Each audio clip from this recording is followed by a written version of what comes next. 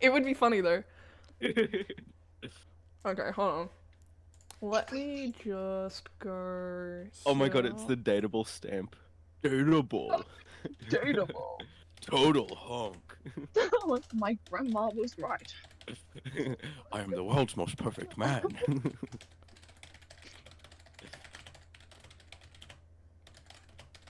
I love Gravity Falls. I love the Gravity Falls shorts. I love the stands. I stan. La la la la Oh my god. Oh my god, your animation thing, joint collab is so cool. Yeah, I'm so happy with it. It turned out so well. It was so fun. I'm watching it now. It's so good. You haven't seen it yet? God, that Oh my was God. loud. Holy shit. Oh, my volume is all the way up and YouTube is turned up all the way. Whoopsies. Killed my ears. Okay, turn it down a bit. L, not good enough. Okay, let me organize my life really quickly. La la la la la.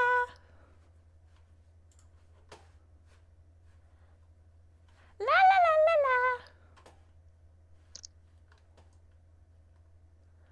la. Okie dokie. Yeah. Yippee! Yippee. Yatta! Okay, there's supposed to be audio, like, for the game, but I don't know if it'll work, so I guess we'll just find out. Well, I guess so. Okay. Wait, Kalusha, are you live? Are you alive? Yes, I was watching the thing. It's very cool. Yay! That's so cool. I love it. Thank you. I'm so happy with it. Yay! You should be. Yeah, let's go!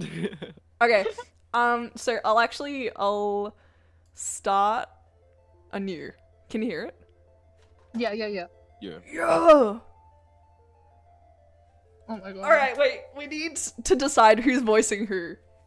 Ooh. Okay, so, cause Laura, when I originally played, I named the main character Laura, cause it's funny. Cause you weren't there! I'm sorry. You should be. Anyway, I can narrate, because I think there's like a narrator, there's the stands, there's the kids, and there's also like YN pretty much. What if we named the character YN? That would be funny. Oh my god. Okay. You should. YN, YN, you're so beautiful. you're so hot and sexy and amazing and cool. Okay. Good old road trips, full of promise and ripe with potential for adventure, soul-searching and incredible scenery. Or at least that's what you thought, before the novelty wore thin. Self-voicing enabled. Oh fuck, wait, no, we don't As want of now. self-voicing. Self-voicing disabled. Okay. As of now, your legs are cramping up, you've exhausted your travel playlist 2 times over, and your stomach is begging for something to eat. On top of all that, you're pretty sure you're lost. Driving through Oregon paints a picture of trees, and more trees, especially on the endless winding roads that you're taking up north. All that breaks the pattern is a sign that zips past with words that you're just able to make out. Gravity Falls. The road continues on. Giant redwoods looming on both sides. You find yourself anticipating something because, as you drive on, you can feel it. Something strange is bound to happen here. Something weird. Oh! Something weird. And that's when it happens. Your car picks up speed. The change came out of nowhere and you quickly put your foot down on the brakes, but horrifyingly, the car seems to be driving on its own willpower. Trying to stay calm despite the panic welling in your chest, you pull the emergency brake, only to find that the car resists and keeps moving forward, like something is pulling it. The car begins to rattle, the wheels screech against the country road, and you're screaming until crash! The mystery shack. There's smoke. Why is there smoke? Wait, let me turn up the music a little bit more. I hope it works. Return. You cough, fumble for the door, and manage to undo the lock just before the door is wrenched outward from your grasp. Something lands on your shoulder. A hand. Wait, who wants to voice characters? Okay, but like, who's this? Wait, who is character? this? Who knows? I don't know. One of you. Please be Stan. I want Stan to make it Okay. Are you alright? Wait, is that 6 fingers? That's 6 fingers. Oh my god, it's Ford! It's Ford! Ford! A man stands at your open car door. His hand on your shoulder leaves to tilt your head up. Oh! And pulls a flashlight from his coat, shining it in your eyes. 2 blinks, and he lets your chin go. Whoa. Please don't. His eyes dart over the rest of you, looking for injuries. Still stunned, all you do is watch. What's your name? What should we call him? Regular. Tad Strange. Right? Tad Strange. Wait, should we actually call Role-playing him as Tad Strange. Tad Strange? I don't know. Tad God. Strange. Oh my god. Hi, I am Tad Strange. Hi, I am Tad Strange. I am a tad bit strange. Just a tad. Smidgen. We should do YN. YN. That would be funny. Let's do YN.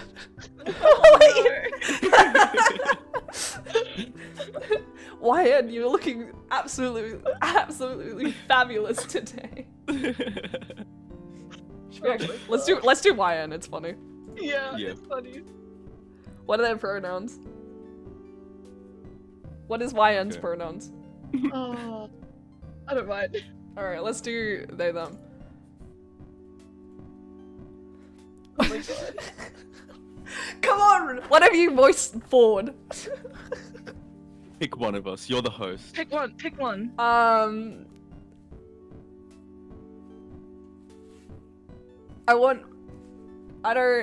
Kalush, you do it. Okay. Hell yeah. YN. I'm Stanford Pines. Ford for short. I would shake your hand, but you look shaken up enough as it is. You seem fine, as far as I can tell. But you shouldn't head back out there anytime soon. Where on earth were you driving in such a hurry? You open your mouth to explain when a voice calls from inside the house. Oh, it's Stan! Who wants to voice Stan? Oh my God. Laura, you're gonna voice Stan. Do it. Give it a Oh go. yeah. Oh my god, I can't do deep voices, but do it. Do Do your it. best. boy Dexter, this better not be one of your experiments again. I've had this place rebuilt too many times to. The owner of the voice walks out of the house and stops, slack-jawed at the side of your car and the side of, you're guessing, his house. You must have hit your head earlier because you could swear you're seeing double. Oh, that's Stan. Sweet Moses, pause. You've done it this time. What? This had nothing to do with me. I was testing my magnet gun, and it must have pulled this victim of circumstance into this house. I suppose it is entirely my fault. I'm incredibly sorry. What should we do? Oh. Reassure him, reassure yourself, or cry? I would break Cry. down crying in that moment. Cry. Let's cry. A tear streaks down your cheek, and before you know it, you're crying. Both men look intensely uncomfortable, but Ford reaches out to give you a hesitant pat on the shoulder. This is the good route. It's the good route. That's Stan. What? I'll voice it. Hey, look, it's fine, alright? Sure, there's a dent in the hood from the shack signage and a crack in the windshield that looks like an ominous triangle. Huh. Oh! Oh! Oh my god. But I'm sure she'll still run. You try to start up the car. It sputters, but ultimately nothing happens. You feel like crying again. Damn. Oh! Well, let's call it Well, tow let's truck. call Oh it yeah, tow you go, truck. you go. This unfortunate soul here and forget. I'll take care of it. You're right. It is cheaper to tow it yourself, Sixer. Get that magnet gun out again. No, Stanley. I'm going to fix this. What? Ha! You fix this mess? I've figured out a few alien vehicles in my time. Nah, you kidding me? It takes some sort of miracle worker to bring this baby back to life, and this miracle worker is on vacation. Stanley, a moment. Ford and Stanley turn away and you're left to your thoughts. Who could anticipate a car accident like this in the middle of a road trip? You can take care of the car, but how are you going to get home? They run buses out here, right? So you just take a bus out of here and then... Ford clears his throat, shifting a little awkwardly in place. Seems like they've finished their talk. So there are a few options. My brother Stanley here could drive you out to town and find a place to stay for the night. Or you could stay the night here. Stay the night here. We Whoa! have some maps and information you could look at in the gift shop, and in the morning we can help you with your car. What do you say? Just as you're about to answer, another high-pitched voice comes from inside the house. Oh my god! Mabel! Oh my god, Mabel. Who wants to voice Mabel? I'm gonna do it. I'll do I it. can do it. Oh, you do. Okay, You go, you do it. Laura. You go. No, you do it. You do it. Okay. Wait. Hold on. Gruckle Stan, picture this. A whole week of. Oh my gosh! The girl that runs out of the house comes to a halt at the side of your car. Oh great. Grunkle Ford? Why is it that everyone automatically thinks I'm at fault? Well, this time it is my fault, but I've invited YN to stay with us for the night. If they'd like, I'm sure I can fix this. I just have to figure out how. Stanley sighs. I can take a look. Being on vacation's pretty boring, and the old Stanley mobile hasn't needed a tune-up yet, so it wouldn't be bad to work on something in the meantime. Thank you, Stanley. I'm sure I can put something together from the gadgets I have laying around, if you need any specialized tools to help you with the job. Kalush, you should be a voice actor. Thank you.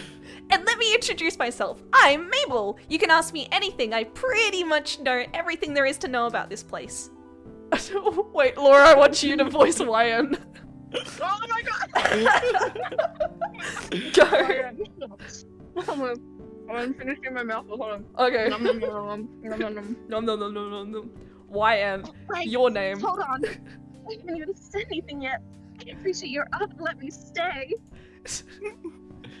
And to repair your car. Yeah, it'll be good as new in my hands. I mean, look at my Stanley mobile. She's been through the ringer, and who knows how many times. And she's still a beaut. He points out a red car parked a distance away. You can't really see how beautiful it is at this distance, but he sounds really confident. Well, this turn of events is fortuitous or suspicious. Ooh. So. If you crashed your car into the side of a house, and you've got no idea how, I'd say that's suspicious. But consider this. The house that you crashed into just happened to have Stanford and Stanley in it. Exactly. That's fortuitous. So that sounds fortuitous to me. Free repairs? Free lodging? Free men? there's no better deal to be found, and if things don't work out, the town probably has some sort of auto repair shop you can head to instead. Go, Laura. Well, I accept. Thanks for the help. And my apologies again. What an embarrassment. I must have made such an elementary mistake. As the pines lead you inside the house, Mabel leaves her number in your phone for you to call whenever, and you find out that Fort's twin goes by Stan. This part of the house... Well, no, that was good. This part's the house, but just outside the door is the Mystery Shack. Hey, you ever been to the Mystery Shack before? I wanted to, actually. I started bumper sticker while I was on the road and I got curious. You're interrupted by a loud triumphant ha! Those bumper stickers were a good investment, and Sixer says that they're too plain and graphically simplistic. And don't even have an address on them. Stanley, how is anyone going to find the place to attract customers? Sixer, did you hear that?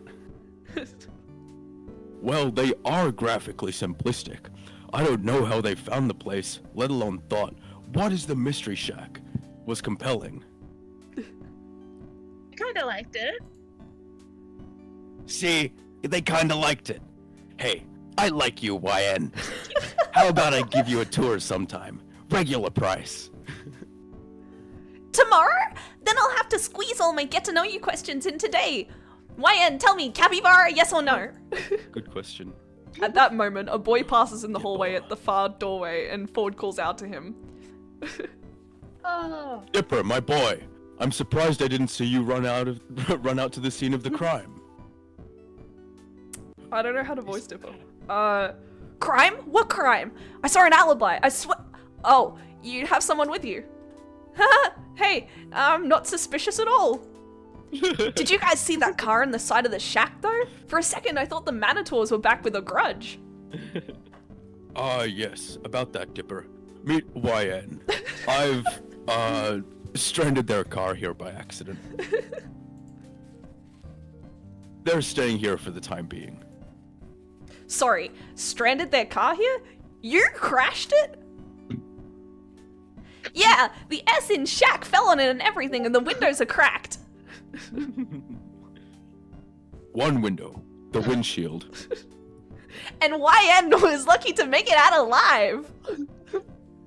They were fine. No injuries, thankfully.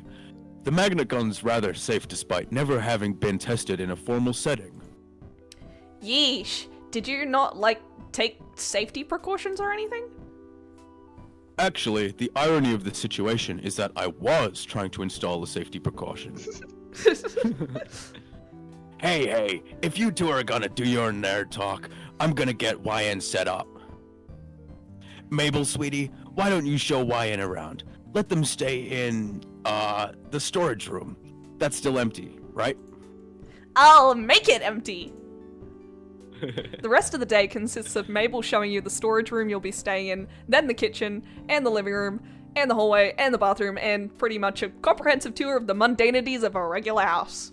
Eventually, you find out that the family is even more extended than you knew. The decorative doilies make a lot more sense knowing a grandmother normally lives here, and her grandson, Zeus. Or was it Zeus? Whatever the name, you look forward to meeting him when he comes for work in the morning. When you go up to the attic, Mabel opens the door to reveal Dipper, nose stuck in his book, but you catch him occasionally glancing up at you as he pretends to read. The next member of the family snorts up at you from Mabel's bed, a rotund pink pig, who Mabel declares is her best friend and partner in crime, Waddles. The two are a perfect match, right down to the chubby cheeks and boopable noses. And in the evening, though you'd still been in disbelief over the state of your car, the family dinner and after-dinner TV marathon you've been invited to make it seem like a normal guest stay rather than a forced circumstance. Returning to the storage room Mabel had shown you earlier, you find an air mattress waiting for you and more pillows and sheets than a summer night warrants. Oh, that was that's the room that had the wax statues. Oh yeah, that's right, because there's the Same window. The window, yeah. You wake up to the weak glare of sunlight streaming in through the small, high window on the wall.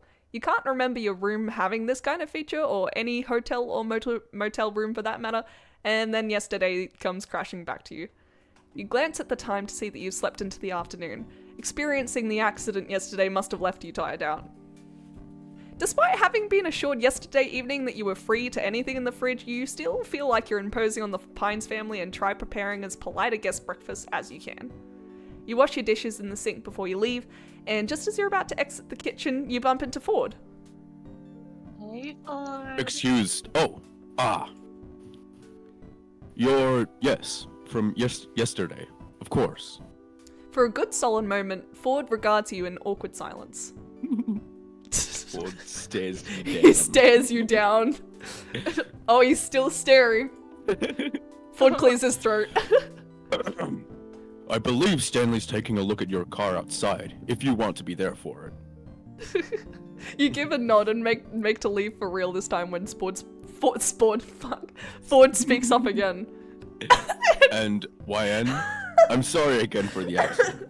If I'd been smart about, well, let's just say, it's entirely my fault, and you shouldn't worry about this at all. When it comes down to it, Stanley does have a knack for cars. I predict you'll be on the road in a matter of weeks. Weeks? You can't keep the dismay off your face, and you can't really bring yourself to try either. Go, Laura. What am I gonna do with weeks? So what am I gonna do with weeks? Ford, who'd gone kind of uncomfortable and closed off when your face fell, recovers at the prospect of a question he can answer. Well, there's the town to tour, of course. And the Mystery Shack. But if you ask me, all that pales in comparison to... Hold on, do you hear that? Ford turns to the kitchen doorway to investigate. Sounds like... The sound comes again, and this time you hear it as well. The squeal of a pig, followed by a pair of quick footsteps running down the stairs. Waddles tumbles past the open kitchen doorway, and Mabel comes into view soon after, a few sheets of paper clutched in hand. Ford steps quickly out of the kitchen and you follow to the doorway, getting there just in time to see the apparent tug-of-war between Mabel and her pig over a saliva-covered sheet of paper. The paper rips, and after nearly toppling backward from her efforts, Mabel recovers, snatching the scrap of ripped paper from Waddles' jaws and lifting both pieces up victoriously. Ha-ha! Mabel wins again! Now I just gotta find Grunkle Ford! Ford, who'd run forward and held a hand out to steady this energetic child when she'd been in danger of toppling over, now finds a number of crumpled sheets of paper shoved into his hands. Mabel tugs urgently at his coat. Grunkle Ford, you have got to help me! Ford kneels down to face Mabel with a serious, though concerned look. Slow down, Mabel. What's the matter? Dipper found a stack of pages from your old journals and I walked in and Waddles ran up and started eating one and he must have been chewing on it to warn me, Grunkle Ford, because look!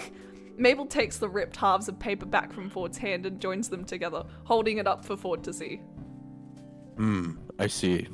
And you took it as a warning? Yes! It says here that it eats small dogs and Waddles is a small pig, but he sort of looks like a dog from far away and Waddles must have feared for his life!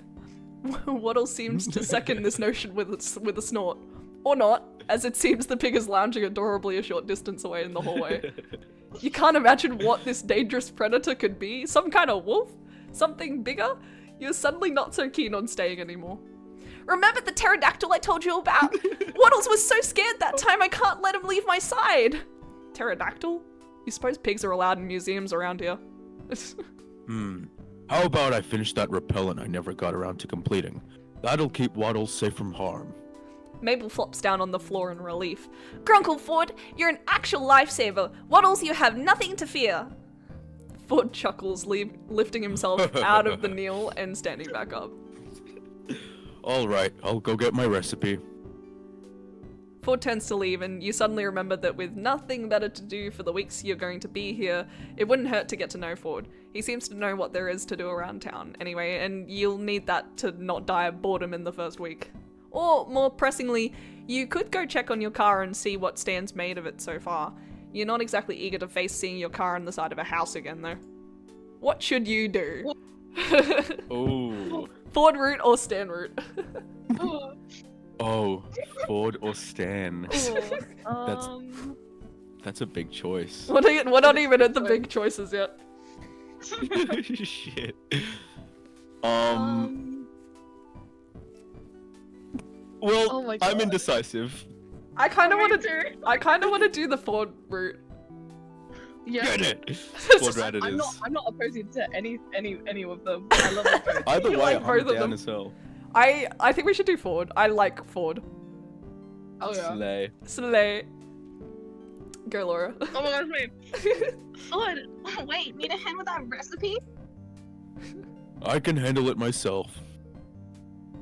Are you sure you couldn't use a hand? Ford looks away then, and you follow his averted line of sight to Mabel, who's just mouthed something that you couldn't catch. When she catches you looking her way, Mabel gives you a 100-watt smile, the picture of pure innocence. Ford rubs the back of his neck. Yes, I suppose I can accept some help. And with that, assured that Ford is on the task, you spot Mabel rolling away with Waddles into the living room. Before we get started, I suppose I should give you an introduction. YN, tell me, do you believe in the supernatural? Yes. Wait, Hell yeah, yes? for you I do. Ooh. Well, you're about to come face to face with the unexplainable yourself. You see, Gravity Falls isn't some quiet, unassuming backwater town. Much more lurks below its surface. Ford pockets the crumpled journal papers and gestures for you to join him as he walks. You do, and follow him through to the living room and into the gift shop. For example, you must have heard Mabel mention a pterodactyl. Most would say none exist in the living world today. But I say, not if you know where to look. Ford reaches under the cashier counter and retrieves a packet of vintage-looking gum, inspecting it for a moment before slipping it into his pocket. He looks around in thought. Hold on to my explanation for the moment. I need to retrieve some more supplies. Ford ushers you out the gift shop entrance so that you find yourself on the outside of the shack, then shuts the door behind you. Okay. Turn and try to peer through the window. Respect the man's privacy. He's clearly got business in that gift shop. Are we respecting Ford's privacy? Are we gonna respect his privacy? Or should we look through the window? I don't think either of you want to respect his privacy. I kind of want to peek. I kind of want to respect his privacy, but like, Ooh, I mean... Okay. Wait, what should we do? Am I the deal breaker? Yeah. Yeah, you are. That's a lot of pressure. Yeah. I really want to peek. Okay, Yeah. we'll look through the window.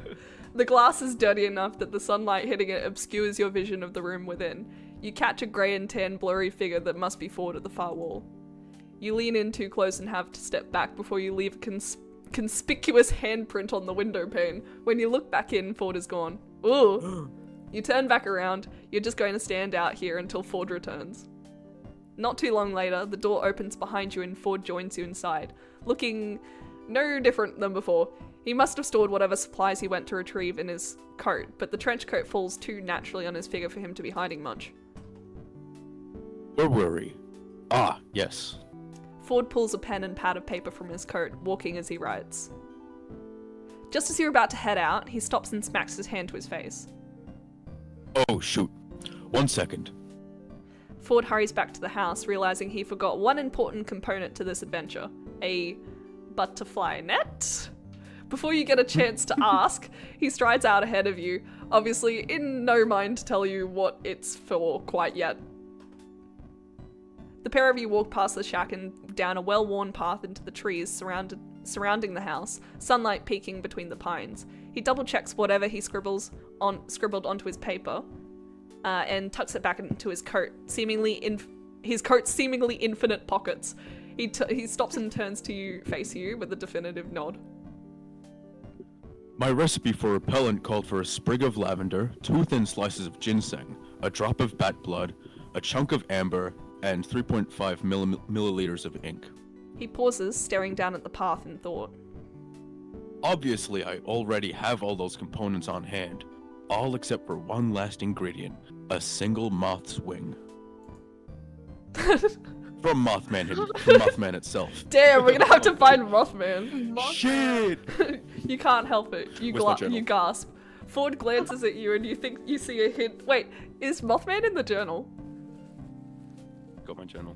Is Mothman in the journal? Mothman is in the journal. Oh, dude. Oh my god, Slayer. Slay. Ford glances at you and you think you see a hint of a smile before he turns back to the path and continues along, wind ruffling through his hair. You see, Mothman is the very creature on that page that Waddles seems to fear. Using a piece of itself should ward it away, or at least lead it to believe that Waddles isn't for eating. I would have already completed the repellent years ago if I had managed to collect that wing. Was it too difficult? Was it too difficult? Oh, I just never got around to it. Besides, Mothman used to come bat at this lamp I had lit out in the backyard. It seems like an inconvenient... seemed like such an innocent hobby that I never had the heart to chase it off. But if this brings Mabel and her pig a peace of mind, then the time has come to finish this. We have to protect Waddles. Sunlight filters in through the trees, causing dappled shadows across Ford's coat as he leads in front of you. Break the silence? How much further are we walking? How do you know so much about this stuff? Wait for him to speak. Maybe we should keep him talking. Ask him, how do you know so much about this stuff? Yeah. I study anomalies. anything unusual, strange, and just plain weird. I began my research in this town because it was, and remains, a hotbed of paranormal activity. I made this exact trip years ago, though at the time I had no idea where I was going. It was just dumb luck that I managed to tail Mothman back to its cave from my backyard. Navigating the forest by moonlight is poetic, but not advisable. I made plenty of other discoveries as well, from fairies to gnomes to amalgams of creatures who were never meant to cross to... wait. Ford reaches into his pocket and pulls out the slightly crumpled pages Mabel had pushed into his hand earlier, smoothing them out and shuffling through them. Take a look at these. They're more definitive proof than just my word. You accept the pages from him and find that they're scanned pages from some sort of journal. Just as you heard Mabel say, fluid cursive tells of Mothman, beard cubs, scamp fires, and more. Ford gestures to them and explains. I detailed my discoveries in a series of research journals. The remaining pages, at least. I wonder where Stanley was keeping these. You drew these? Were any of these creatures ever dangerous? You must have gotten up to some pretty crazy stuff back then. Walk in silence. I kind of Getting freaky. I kind of want to ask that. Yeah. That's one way to put it. Only took 6 years for me to get in over my head. He takes a silent moment to look away from your gaze, seemingly in bittersweet remembrance. You drew these? I want to ask that. Yeah. Go. Yes, of course. Who else? They're so photorealistic. I love your line work. I've seen better? No. I've seen better. I've seen better. I'm not gonna say that. The literal Mothman. I love these because it's like, you know, we're artists, like we know this stuff. Yeah. Well, I mean, like, I think the person who made this, like, wrote it and everything, so that would make sense. These ink washes look so masterfully executed. Which one? I love the line work. Yeah, I was just about to say, I'm leaning towards the line work. Okay. You They go. are so cool. Yeah. Also, I sent the Mothman page and Beard Cub in the Discord. Oh yeah, let me look. Oh, that's cool. Yes. I love it. I love the journal. Oh, that's literally the lamp he's talking about. Yeah, exactly. Wow, oh my god, this person knows the lore! Dude, this shit is so cool. Okay, let's keep going. My work now is far better, but I appreciate the compliment. Despite his understated words, Ford looks surprisingly pleased. Were any of these creatures ever dangerous? Slay. We aren't gonna stay silent. Yeah, we're not gonna say silent. Oh, extremely. Some were worse. Dangerously annoying. Though Ford seems to find his own comment amusing, he doesn't fail to notice your unease. I do have weapons in case things escalate, so there's no need to worry. Oh my god, things are gonna escalate. Please. Laura. You brought weapons? You brought weapons? You brought weapons? You brought weapons? Not many. I have a stun gun, my fists. He's got his and fists!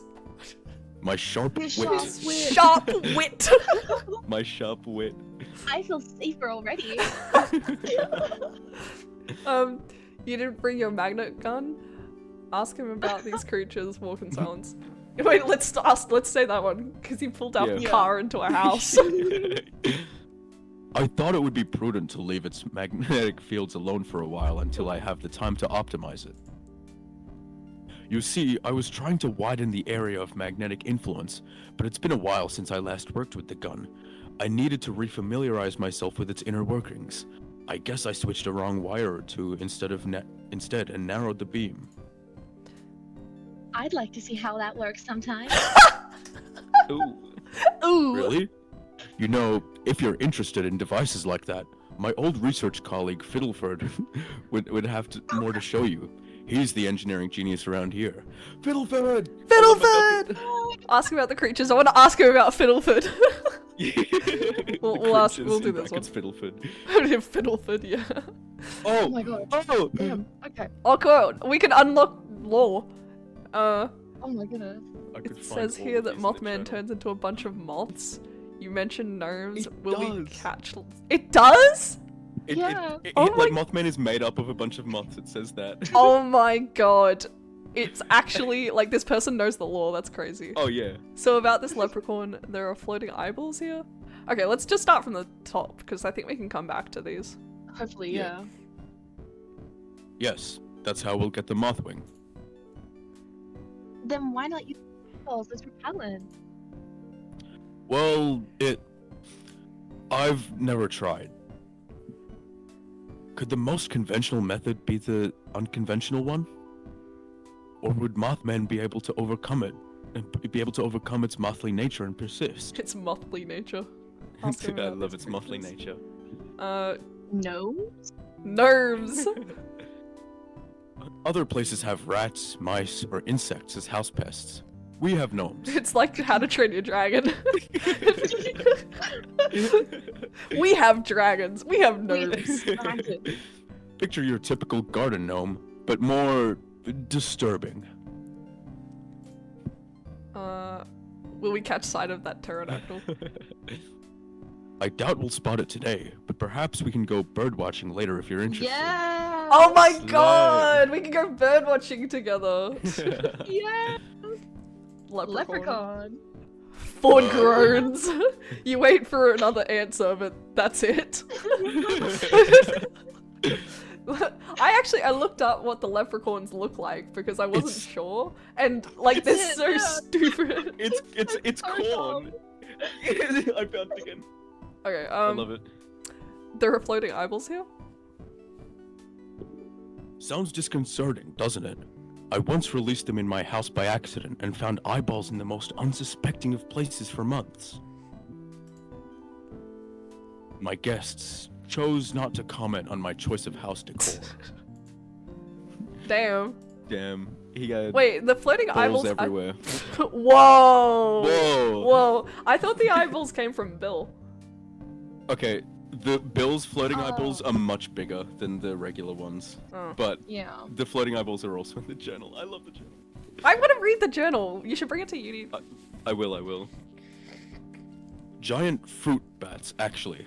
They were among the first to teach me not to judge a creature by its reputation. Aw.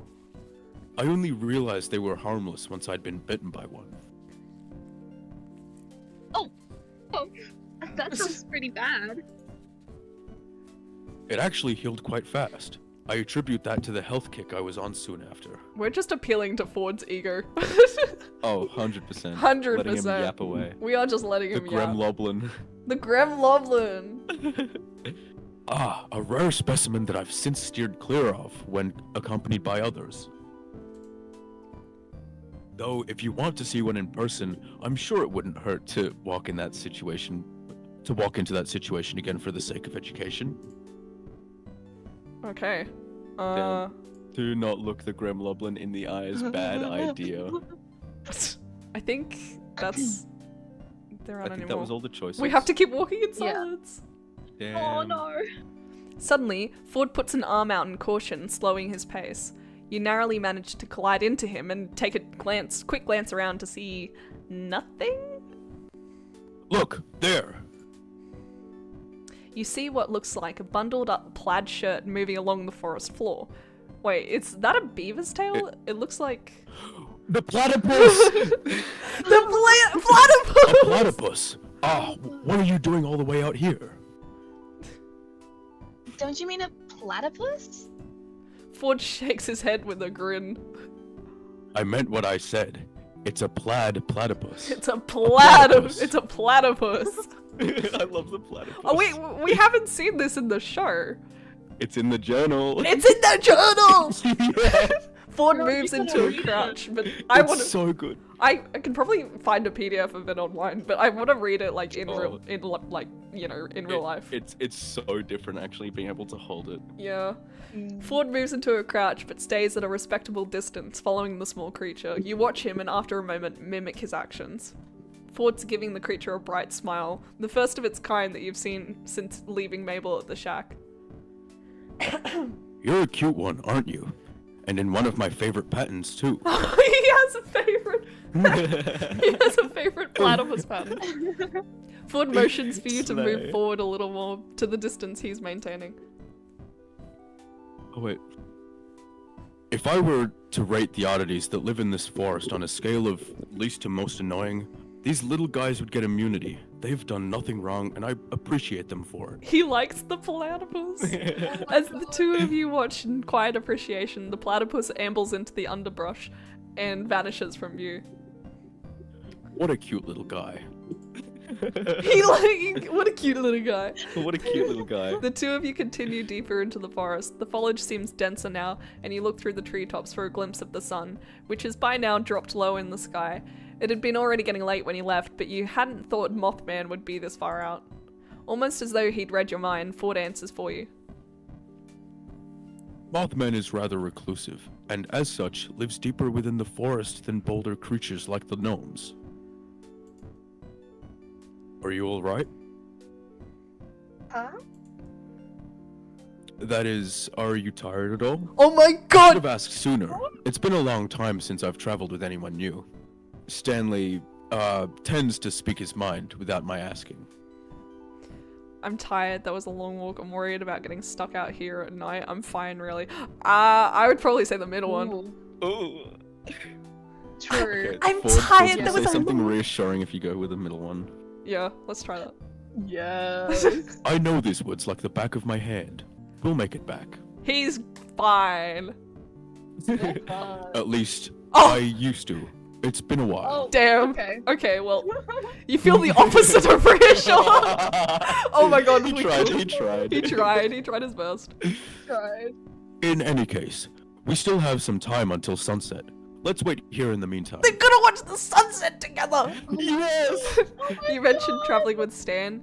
Is this what you do for fun? Why wait until sunset? I want to ask about Stan. Yeah. Please. Hey, I wouldn't oppose to that. I suppose it wouldn't do much harm to tell you. He says that, but the tone of his voice says he's been dying to tell someone for months. Aww. No. I've been sailing with Stanley around the world, chasing after hotspots of anomalous activity. He seemed to view it as a vacation, but I saw it as a chance to pick back up on some serious research. And brotherly bonding. Yes! Yes! I've been rather eager to break the news of what we've found to the world, but I must first organize my findings. And, if I'm honest, I still need some time to get back into the swing of things. It must be strange to come back home after traveling so long, huh? Laurie, you More sound than like you an know. anime protagonist. Sugoi. Sugoi! No, it's perfect. Ford laughs, shaking his This head. is what you get. Corner lion. Yeah, that's what we get. That's what we get. Behind his glasses, his eyes are downcast, almost sad. You want to ask, but decide to stay silent. The moment the sun Ooh. touches the horizon through the gaps in the treetops, Ford gestures for the two of you to continue. You hadn't noticed, but you'd been resting within short distance of a small clearing that holds a cylindrical stone marker. The stone marker bears intricate swells carved into its surface. Ford reaches into his coat and produces the packet of gum from earlier, opening it and dumping the pieces out onto his palm. Gum? Thanks. Yes.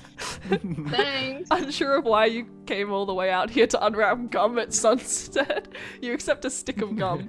Ford puts the remaining gum in his coat breast pocket. He unwraps the now empty gum packet to reveal that it was hiding a small piece of parchment folded up to act as lining. He smooths it out against the stone, holding it under the deep orange-red light of the sunset. You step close to look over Ford's shoulder. The parchment holds a detailed drawing of the swirls carved into the stone, documenting course it every does. crack on the surface. As you watch, a golden cursive unfolds itself across the page, seemingly fueled by the sunset's warm light. Hey. Ford reads the words as they appear. Such a place the Mothman doth rest. But please do not disturb his nest. If kindness be something thou bereft, Ford lifts the parchment a little higher to prevent his shadow from obscuring the rest of the line. follow thy nature and turn left. Turn left. I think we can turn left. Wait, what should we do? I think we turn right. Wait, which one should we do? I'm not saying anything. I'm Ford. I can't answer this. I think you should answer this one. Let's appeal to his ego. Yes! Yes. The answer is clearly left. Let us continue onwards. Left leads you to a dimly lit cave, which Ford says he remembers well, except last time he was here, it was pitch black since he arrived in the middle of the night. From its depths you hear the faint sound of dripping water, echoing off the cave's shadow-shrouded walls. You slow as your eyes attempt to adjust to the low light. Ford pauses in front of you, reaching into his coat for something. Hold on. I have a flashlight in here somewhere. This cave has never received much natural light, you see, and... He rummages further, and you see a couple dice, the pad of paper from earlier, and a quill. He has some custom pocket work going on there too, and you bet one of his coat's inner pockets has a pen protector in it. He would have a pen protector. Here we are. At last. Allow me to... Darn. Out of batteries. No! No, not the batteries. Oh wait, YN coming in clutch. You pull out your phone and turn on its flashlight. The light is small, but it does its job. Huh. You saved our hides there, YN. I was about to pull out a matchbook. With your light guiding the way, you and Ford move further into the cave, which yawns wide around you. It isn't until the sliver of natural light from the entrance disappears that Ford speaks again. It's been years since I've been here. Decades, even. At this point. But I'll always remember the eye bats as one of my first discoveries when I arrived at Gravity Falls. How did you find them in the first place? How did you find them in the first place? One got into my house, you see. I was making breakfast one morning, and one managed to find my cereal box. When I poured the cereal into the bowl, it came fluttering out, agitated, like it belonged there. The nerve. How dare it? How He still dare. sounds so indignant even years later that you laugh. That piece of shit like That that. piece of shit Ivan. I wanted to contain it for further study, but unfortunately it managed to get away. As I thought about it afterwards, its pupil had constricted against the light, unfamiliar with the bright light in the kitchen. So either it's nocturnal or it lives in the deepest, darkest cave in Gravity Falls. I found them easily after that. Did you manage to catch one? Somewhat. I came running through this cave with a butterfly net and my wits. I brought a working flashlight that time. They all hid in dark corners. Once I turned the flashlight off, they flocked to me. I caught 18 of them that day, but it reminded me of the stealth uses of... The rapid sound of clicking claws against stone startles you, a shiver running up your spine. the dark. You turn off your light. Ford taps your shoulder and gestures for you to keep moving forward. Eventually, the narrow passage widens into a large room. The darkness shrouds the source of the dripping water from view, but as your eyes adjust, you squint to see a strange winged shadow.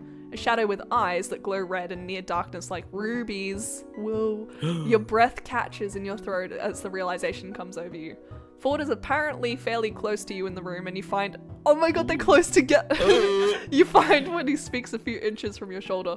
Whoa! You catch the shadow of his arm swing out in a wide arc like he's introducing you to— Wyatt, I'd like you to meet the Mothman.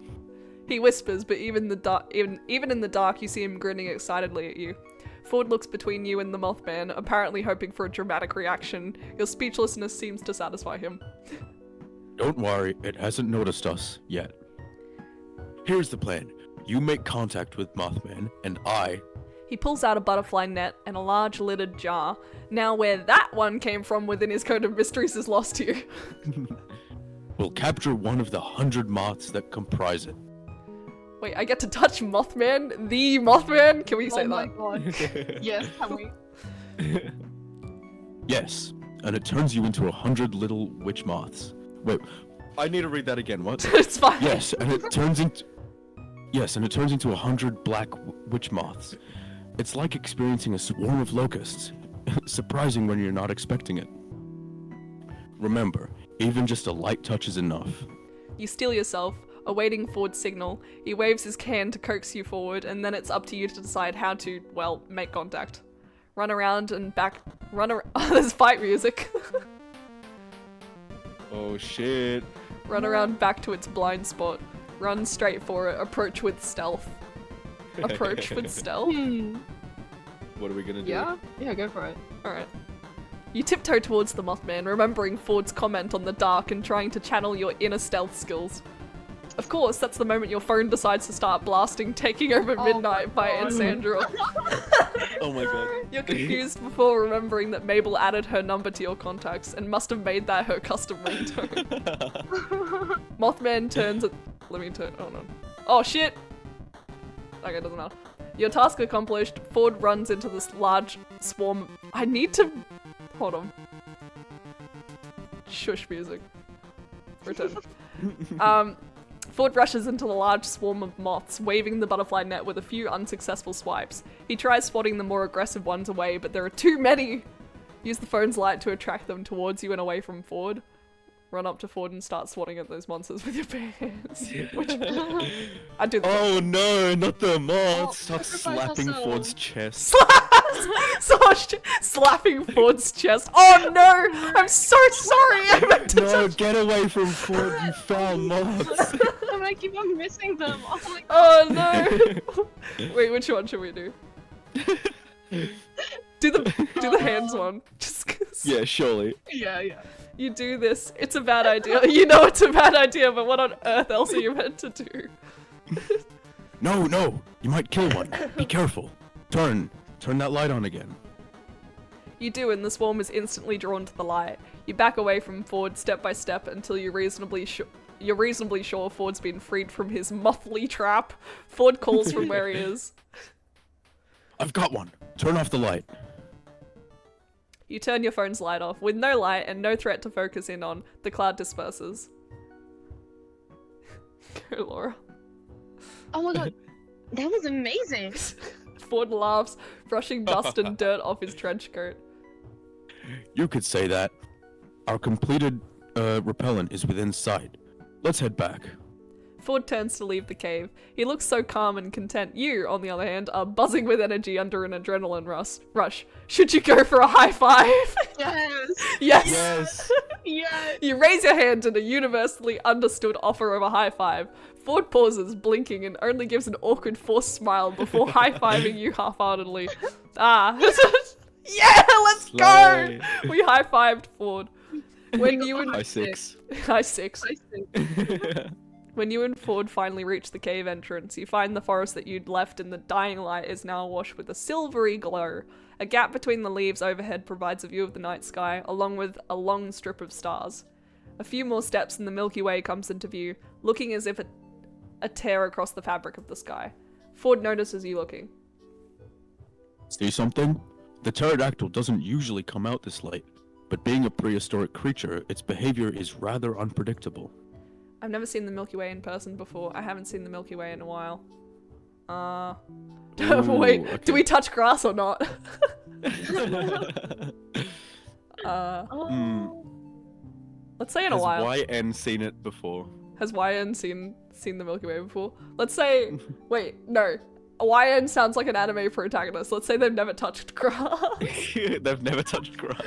No, I have never seen it in person. I've never seen it. Oh, it looks amazing. Isn't it? It's remarkable what you can see without light pollution from the city. Here on the outskirts of town, you can see a good portion of the Milky Way every night. You both stare up at the sky in comfortable silence for a few more moments.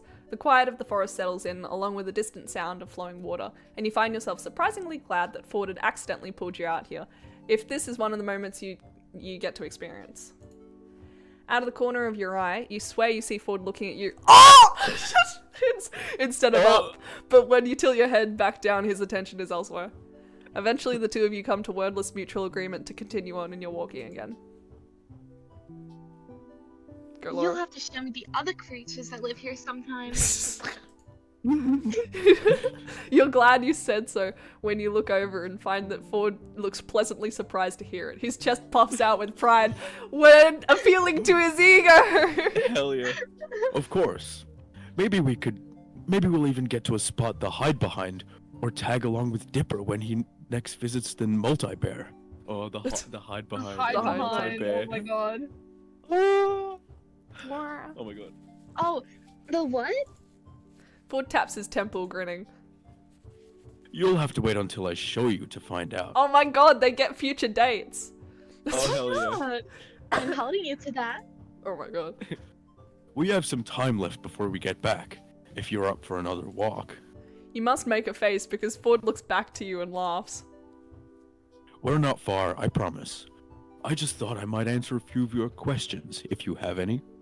Forget the questions, let's head back. I do have questions. Excuse.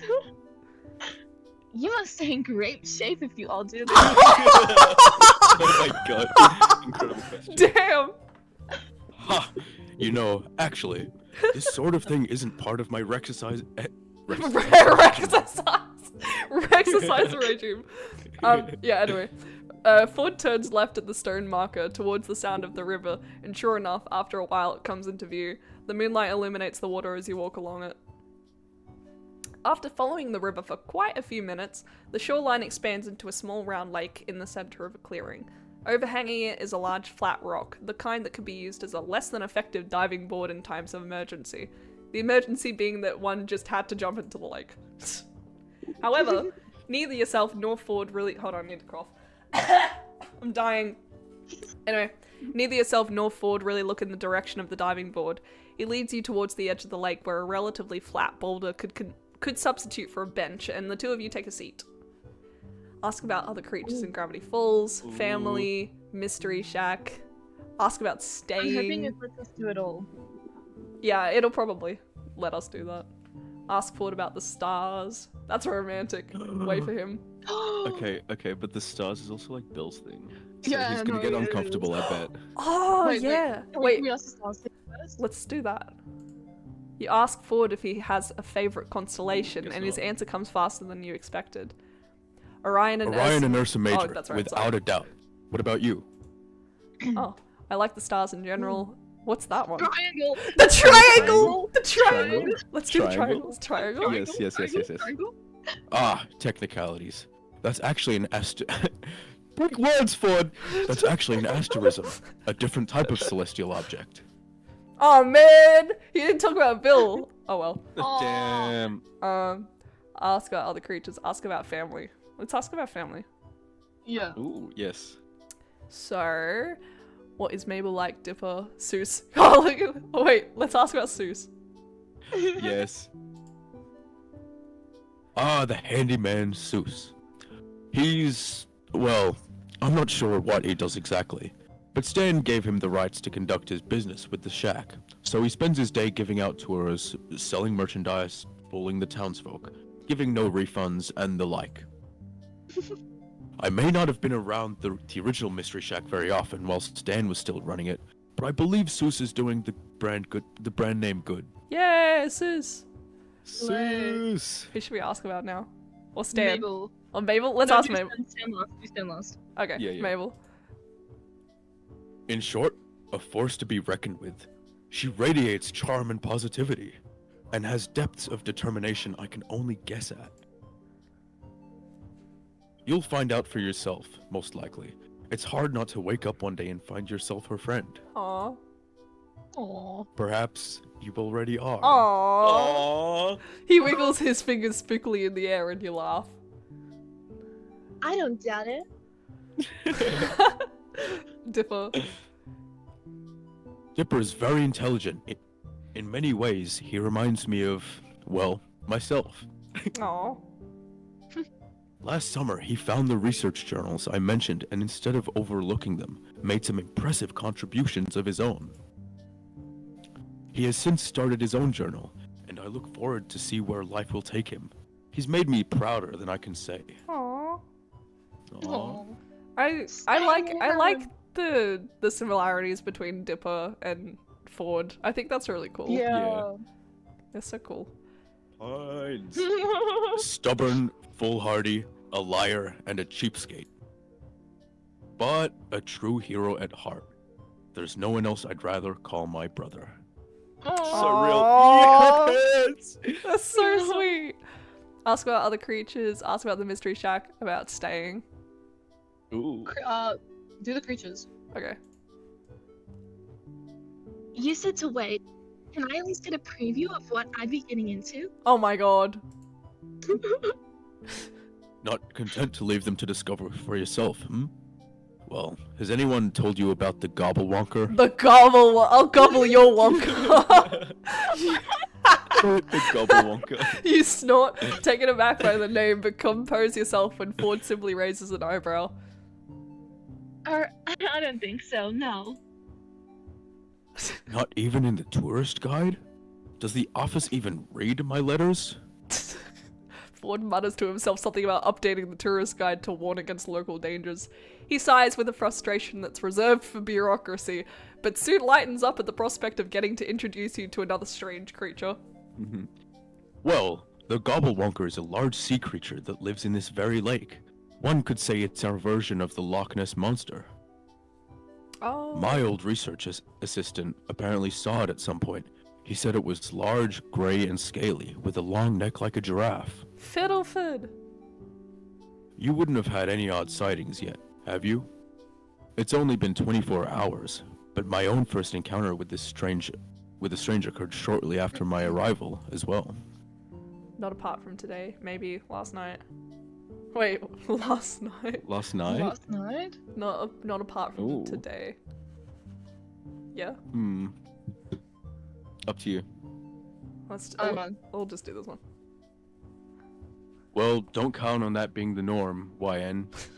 In fact, the norm is a laughable concept here. Ask about the mystery shack. Mystery shack. Mystery shack. Ah, yes. The Mystery Shack used to be my house once upon a time, and now it's... A tourist trap. I'm glad for what it's become as a home. I just wish it weren't so offending to each of the senses.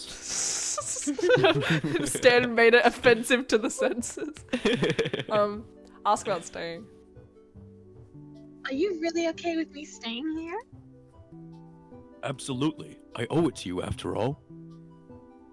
You helping me today, however, was not part of the plan. You're making it rather hard to settle my debt. I think you did me a favor just by letting me come along today. Oh my god. Ooh. The two of you share a smile. Ford looks out across the lake in thought. Ooh! YN, I have to admit, I didn't want to take you with me earlier today. No shit. I thought I'd be walking myself into an uncomfortable social situation. Oh, okay, that's valid. Oh? So did you, to be honest. And you did well out there. Not many tourists could handle the kind of task we just completed. This had the potential to have gone disastrously. I mean, a butterfly net against Mothman? Easily a 3% success rate. Sometimes the more Ford speaks, the less reassured you feel until all that's left is a distant unease. You smile and nod anyway. The two of you sit in another moment of quiet. Night air pleasantly chill around you until Ford again breaks it. We should head back now. I'm sure Mabel will want to hear we've been successful. You stand and give Ford a hand up from the makeshift bench. Ford takes the lead again, and soon you're no longer able to catch sight of the lake when you glance back. Ford walks ahead of you all the way back to the shack. Almost there. You recognize from the incredibly flashy signs touting phrases like "Mystery Shack this way" and "Sasquatch to your left" Sasquatch, that you are extremely close to arriving back at the shack. The Sasquatch. The Sasquatch. As you and Ford leave the tree line, you see the bright lights shining on the porch. You make out the faint outline of the kids' shadows as they run through the house and emerge in the attic window, and Mabel pushes it open, leaning out. Grunkle Ford, finally! You guys took so long, I had time to cover waddles and macaroni!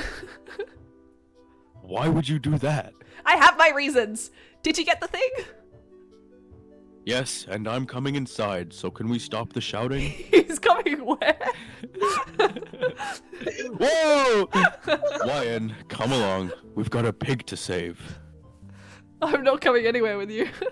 Ford strides into the shack, a man on a mission. You grin and follow, but not before taking one last look at the night sky.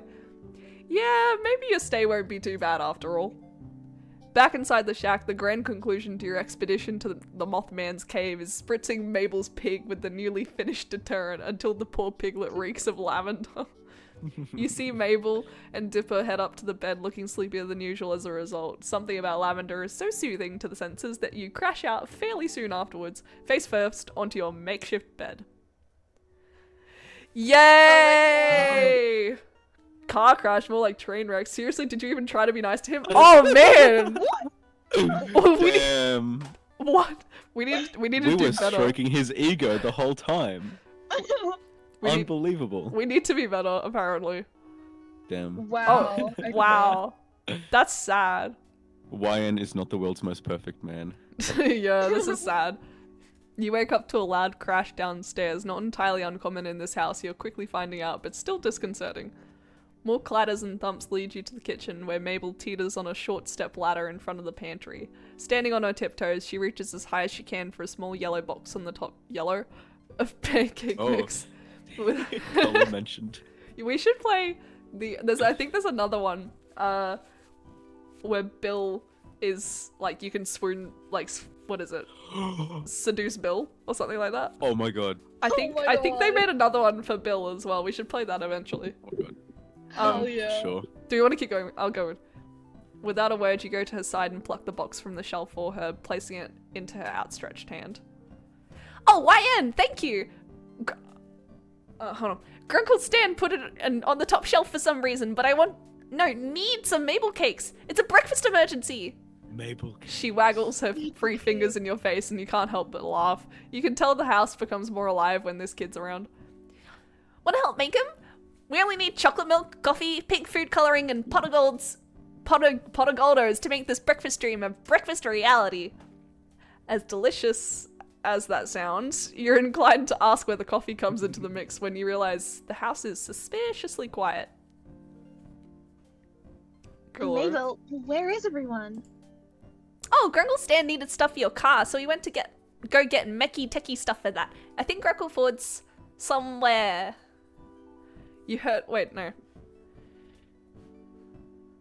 Wait, what? Dippo. He heard That's the. people speaking. Oh, okay. Wait, who's speaking? He heard the Dippo. abominable. Who's Dippo? Oh wait, shut up. He heard the abominable birdman. I can't. Wait, what does Dipper sound like again? He sounds awkward and sweaty and like he likes sweaty. he sounds awkward and sweaty. That's the.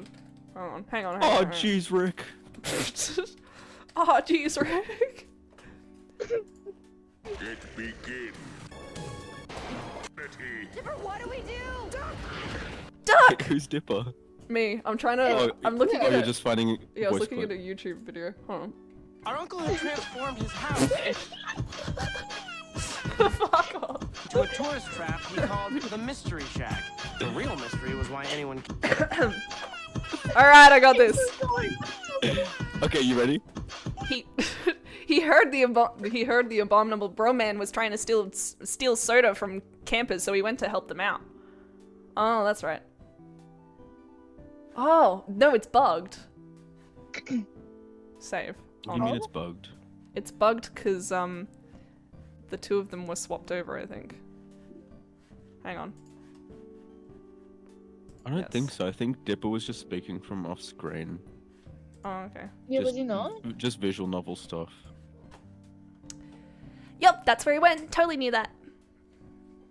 So they left you guys to make your own breakfast? You don't know the family well enough to know if this is commonplace, so the idea of leaving two teenagers alone to fend for themselves seems fine if one of the teenagers wasn't Mabel, anyway. You still don't know how coffee fits into her Mabel cakes, but now you don't really want to know. Dipper attempts to hide the pancake mix from Mabel while she's grabbing the chocolate milk from the fridge. Apparently he doesn't want to find out either. Mabel, while your Mabel cakes sound absolutely divine, why don't we... Quick, think of something you don't, so you don't hurt her feelings. Go out for breakfast. Dipper, can you cook? What should we do? Wait, okay. If we go out, there's so much potential But also, Yeah. for characters seeing we can meet. seeing Dipper And also act, Yes. Maybe that's a actually, lot. maybe we should go out for No, breakfast. go outside. Okay. Yeah, Let's touch grass. grass. Touch grass. Is there is there somewhere we can go out to get breakfast? We should really save the maple cakes till your uncles get back. I know they wouldn't want to miss them. But I want to perfect my recipe. I have to get better at cooking and baking and stuff so I can survive out there in the world. What if in high school I'll have to bake stuff and people are better than me? Mabel looks very agitated, tugging at her hair with both hands. If I can't make the perfect maple cakes, I can never be on Bad Dreams Dining. I gotta impress Gerald Rambone. YN, it's my destiny. Gordon Okay. Ramsay. Dipper. Dipper, can you cook? Maybe Dipper can help you make something different. We should save the maple cakes for another day. A more special day. But YN? Mabel, still standing on the stepladder, reaches up and squishes your cheeks together, her wide eyes staring into your soul. Every day is a special day with Mabel cakes. You glance at Dipper, making a please help me and I'll buy you breakfast face. You hope he understands. Yeah, Mabel, I know you want to cook more since you're becoming an adult. Sure, but don't you think Grunkle Stan and Great Uncle Ford should be here to try them too? And not just me? Again? Mabel hops off the stepladder and ponders her brother's question, lips pursed. Eventually she nods, beaming at you both. You're right, Dipper. I can't deny them that experience. You give Dipper a thankful smile over Mabel's head as she puts the ingredients back in the refrigerator. He grins back at you, rubbing the back of his neck, and you wonder if he got that one from one of his grunkles. That's clever, now that you think about it. Great plus uncle to make grunkle. Saves time on syllables. We should go to Greasy's. They have some of the best pancakes there with like 3 different kinds of syrup if you ask Lazy Susan nicely. Yeah, it's not super far. Let's go. The kids are about to head out of the kitchen and when you realize something. Wait, aren't you gonna leave a note for your grunkles about where we're going? Oh, right. Good call. Dipper scribbles out a note for Stan and Ford and sticks it on the front door of the shack with one of Mabel's stickers. The kids lead the way towards the town, explaining various landmarks and the wild and wonderful stories attached to them along the way. I have to go blow my nose and also check something, so I'll be back in like 5 seconds. Slay. Blow your nose. Plug, plug. Blah, blah, blah. Where's the...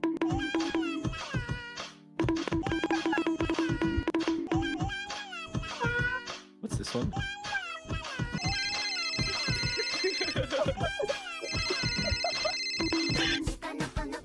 Oh my god. Taking over the stream. Hell yeah.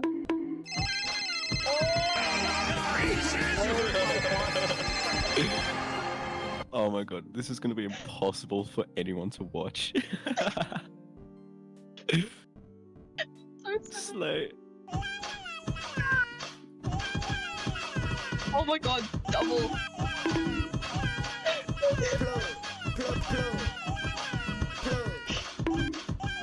Holy shit, shut the fuck up! You left us alone. Of course we're gonna use the He left us alone. soundboard. What are we gonna do? That is on you guys. Okay. It's on you. Shut up. And this is where we saw those 2 ghosty old people in a convenience store. Strange, but you nod regardless. Maybe she just meant they were so old they looked like ghosts. Though after what you've heard about Gravity Falls already, you could believe they were real ghosts. Dipper points out the diner in the distance, a log-shaped building atop a train cart, and the 3 of you head inside. Ain't no way I'm voicing both of these guys and the narrator. Come on. Wah. Who wants to do? You guys, come on. Hey, wants- who I've wants got the to- grunkles. Okay, all right, Laura, you'll get. And if Seuss comes up, I'm gonna be Which Seuss. one do you want to do? All right, I'll do Mabel because I can do a child, and you Okay. can do Dipper. You can what? Shut the fuck up! I'll voice My Mabel bad. and the narrator. Okay. Then. You soon realize that the kids know just about everyone in town. Several people, young and old, wave at them as the 3 of you find a table, and you get the feeling that they're almost famous in Gravity Falls, though you're not entirely sure why. They're pretty cute though. Mabel blows the paper wrapper of her straw at Dipper's face, and he retaliates by swatting her with the lamented menu. Well, laminated menu. The lamented menu. The lamented menu. An elderly woman in a pastel pink waitress dress comes up to the table, and you catch the name on a tag. Susan. Oh god. Galush. Do lazy Susan. I'll be Susan. Go. Hi, kids and stranger. What can I get for you? Pancakes and 3 syrups for me, please, lazy Susan. Same for me, actually. Lazy Susan turns to you, notepad in hand. What will you get? Pancakes, waffles, scrambled eggs. We have to get pancakes. Oh yeah. obviously pancakes. It has to be pancakes. Coming right up, sweetie. Lazy Susan winks, with a good eye of course, and heads to the back of the diner. Wink. The wait for your food to arrive feels longer here than most, mainly due to Mabel and Dipper using this time to interrogate you. At first it seems somewhat intimidating. You literally crashed into their house and started hanging out with their great uncles, so they have lots of questions.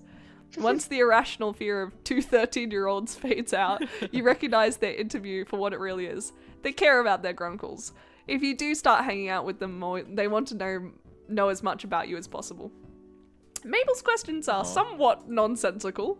So you were stranded on a desert island with no boat? No cheating! What? Oh, so if you were, whoops. What would you take with you? While Dipper's more careful and calculated. What were you doing before you came here? School? Work? Both? Neither? How did you know about Gravity Falls before you crashed into the shack? You immediately know which grunkle each twin takes after. Stan and Mabel, goofy partners in crime versus the quiet brainiacs Ford and Dipper. It's an intriguing contrast, especially now that you've thrown into the middle of the bunch. But as the twins race to see which syrup bottle drips into their mouths the fastest, Dipper's blueberry syrup beats Mabel's classic Mabel by half a millisecond, you swear on it. Oh. You know that these kids do a lot more for their great uncles than just be cute counterparts. And here we go. Enjoy, kiddos. Let me know if you need anything else. Kalush, your mic is so bad. It works so well. Dude, I can't remember her voice for sure. No, it's good. It fits. It's really Okay. good. Hell yeah. Lazy Susan gives out the respective plates and the kids go quiet, shoveling down their food like they've never been fed before. Between mouthfuls, you get a few more questions about yourself and your theories on aliens versus which member of M synchronized was your favorite. But this table is near silent as the 3 of you eat.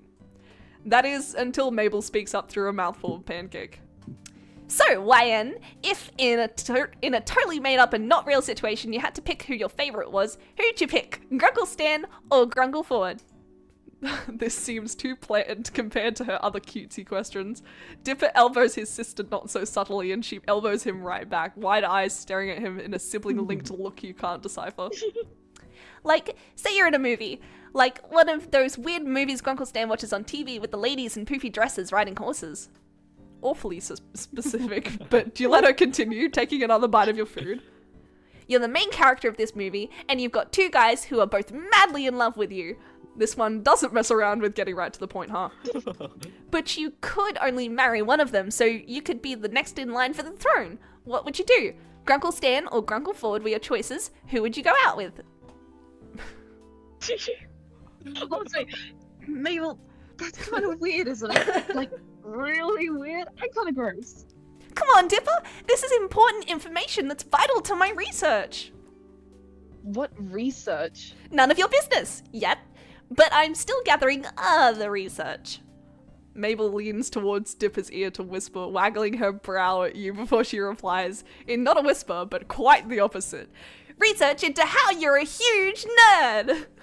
And with that, Mabel catapults the spoonful of melted butter from atop her pancakes onto Dipper's cheek, with a very satisfying splat. Dipper jerks in disgust but retaliates by smearing strawberry syrup onto Mabel's nose, a drop of stickiness plopping onto her sweater. Ew, gross! You're gross. There's no vitriol between the twins, but lots of giggles and a few more various food missiles. Eventually, syrup streaks Mabel's cheekbones and some of her hair, and Dipper has a small piece of pancake stuck to his face. You guys are dorks. Maybe you're right, but we're twins, so it's adorable. Go, If you Laura. say so, Mabel. Wait, quick! Lion, take a picture of us while Dipper's got pancake on his face. I have what? He swipes quickly at his face and after several passes gets it off. Aw, I was trying to get more candid pictures of us. Mabel, you have syrup everywhere. Really? Ugh, then it would have been a perfect photo. Here, let me get it. Your hands are sticky enough. You get back up with the napkin in hand and try to wipe some of the syrup off Mabel's cheeks. The excess syrup swipes off easily, but a good portion doesn't budge. I mean, maybe the surface makeup is the next new look. Oh, That's one word for it, kid. Oh my god! We wondered where you went once we came back to a suspiciously quiet house. If it weren't for Dipper's note, we would have been worried. Sixer would have been worried. I tried to tell him you kids pull this sort of stuff all the time. Heading out unnoticed, putting stress on your poor grunkle's heart. He puts a hand over his heart dramatically. All those missing hours of unpaid child labor. Damn, that's... Damn. Actually, the note wasn't me. Well, I wrote it, but Lion's the one who said we should so that you would know where we went. Both Ford and Stan turn to look at you, surprised. Really?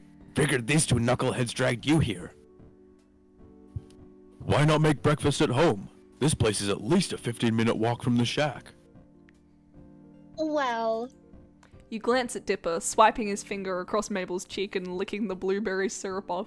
Mabel has a pancake in her mouth, chewing on it like a grazing sheep. I wanted to treat them to something. I guess. It's the least I can do. You're letting me stay with you and fixing my car. I thought since you were gone, I'd take the two out for a change. Also, Mabel was gonna make Mabel cakes again. You're just mad you can't even make toast right. Yes I can. I put it one time. One time! Dipper holds his syrup-tipped finger in the air, indignant. Well, Mabel wanted you guys to enjoy her Mabel cakes too, and since there wasn't much food, I figured I'd take them out. Both brothers look flawed for a moment, but then they break into twin grins. Thanks, kid. I appreciate you taking care of these two while Ford and me were out. Yes, it was kind of you to do so. Thank you. Oh, it's alright. I'm gonna help where I can. You grin at them both before Stan reaches over and snatches a piece of pancake off Dipper's plate, much to his annoyance. Ford laughs, shaking his head fondly as Mabel steals another bit of pank. Pank. Well, I love pank. pank. I Well- love Pank. While Dipper's head is turned, wiping it across her nose to get some strawberry syrup on it. Well, kid, if you're paying, scoot over, Dipper. I want breakfast too. Stanley, it's at least 12:30 now. Grunkle Ford, that means it's time for brunch, duh! See, this kid gets me. Now let me in so I can get some grub. Dipper moves to your side of the booth as Stan sits next to Mabel and Ford sits at Dipper's side. Lazy Susan comes back and takes orders for another round of food and drinks for everyone, including Mabel, who decided she wants more pancakes. You're starting to regret offering to pay, but as Stan and Mabel try their hand at the syrup drip race with Dipper cheering them on, Ford watches with a wide grin on his face. You know you don't really mind that much. This is really cute. I like this. It is. After the expedition to find Mothman, you accompanied Ford on a few other missions, so to speak, examining various birds of the forest, including the questionable stomach-faced duck, who snatched your sandwich and quickly ran off, Ford in hot pursuit. That's not real, is it? It's in the journal. It is? Yes. Oh Should I my find god. it? Yeah. Yes. Send a picture. Yeah, I will. That's crazy. While he didn't find what evidence he needed, something to do with their digestive systems, you both decided that the stomach-faced duck flock were questionable? Not as questionable as the questioned quail, which he shows you from a scanned journal page, but still questionable. Is that real as well? That's on the next I page. think so, yeah. That's crazy. You asked why you decided the octopus was too stupid to study, but received a loud groan and too sticky as an answer. Valid point. The octopus literally says too stupid to study in the journal. Wow, I'm so glad that this game, like, actually, you know, has real lore and content. For real. All in I love all, it. your adventures with Ford have been more enjoyable than you'd expected, and you can't help but hope that you'll get to experience another one with him soon. Hold on, I'm looking. Real. Stomach-faced duck. Oh, shit. Question quail. Hawktopus. They're all real. They're That's all funny. real. Yeah. It's so cool. Oh, I should get the journal. Uh-huh. Hold on, I need water. I'm dying. I need to get the journal too. Oh my Let god. me drink my cold tea. Oh, wait. You've ordered the Book of Bill, haven't you? Yeah, and I still don't have a delivery date, and I'm so What? annoyed. I ordered it so long ago, and it's like still out of stock. Okay. Wait, did you order Out it of while it stock, was out of that's stock? Understandable. Pardon, sorry? Did you order it while it was out of stock? Yeah, but that was like a month ago. Oh man. Wait, but It was, like, Lockie 4 got weeks his. ago. Yeah. Oh, no, he hasn't got his book of Bill yet. Like, Oh. his isn't been. He got his delivered Journal either. 3. Oh, okay, I get it. Yeah. All in all, your adventures with Ford have been more enjoyable than you'd expected, and you can't help but hope that you'll get to experience another one with him soon. You walk through the living room, lost in thought about question quails and Ford's journal pages, and narrowly avoid slipping on a sheet of graph paper. Don't look. Oh, it's you. Dipper peers out over a book that proclaims DD and more D, officially licensed campaign journal. He's sitting on the yellow armchair with crisscrossed legs barricaded in with books and papers. He's got a lap of multicolored dice and a half-dozen chewed pencils strewn across the floor, and one in his mouth. You look down and notice the floor is almost entirely covered in graph paper. Hi? Did you need something? I know it's kind of messy. I should probably clean that up. Dipper looks reluctant to extract himself from his self-constructed fantasy law prison. Here, I can do it. You look busy. You're about halfway through cleaning the floor before you actually start looking at what's on the various sheets you're holding. A fantasy map, some floor plans, and countless scribbled notes and calculations in the margins. What are these for? Planning something? Dipper's re-immersed in his planning. He startles a little when you ask. Oh, right. No big deal. It's just for this current pen and paper role-playing game called Dungeons, Dungeons and More Dungeons. DD and MD for short. It's about a super fantasy world. Oh my god, I can't read. It's all about fantasy worlds and such as. And it's quite difficult to explain it. It's super fun. I'm playing it with Grunkle Frog today, so I'm just putting down the final touches. Oh my god. It's okay, you can read. You got this, you got this. Oh my god, he's gonna be so stumped. Stumped, you say? Ford comes into the room at that precise moment, drying his hands on his trench coat. Perfect timing, Dipper. I just managed to get the paint off my hands. Paint from what? Oh, one of the gnomes came by and decided he'd graffiti the side of the house. Something about his rapper persona. Oh my god. The gnome is a SoundCloud rapper. Yeesh. Yes, I don't think Jay Gnomesy is going anywhere in this music business. In any event, I see you've been hard at work. Are you ready for our game? Yes. And oh, YN, I can take those now. Thanks for the help. Ford looks like he just noticed you standing there for the first time since he entered the room. YN, glad you weren't too shaken up by our adventure yesterday. You grin and hand Dipper the tall stack of papers, catching a glimpse of the stats for a knock-knocked skull. Well, I made it back in One Piece, right? One Piece! Shut up. One Piece mentioned, One Piece mentioned. Oh my god. Hard. That's the spirit. Though 90% of a piece would have been good too. You know, you never realize how little a difference 10% makes until you lose it. Uh-huh. So how was the Mothman? Shaken up. All in the name of research, though. I've seen it lose a few moths and come back the next week just good as new. A process akin to cycling out dead cells. I would say we just expedited the process. No moral issues there. Well, YN, the game calls and I must answer. Stanley's about if you're looking for him, though. Well, If you wanted to join our game, I certainly wouldn't object. I can promise a fun afternoon. Oh my god, we can play D&D! Let's play And more D&D. D&D. And more D&D and more D. Oh, that's me. Another player. Yeah, totally. I can give you a pre-made character sheets to start. And dice.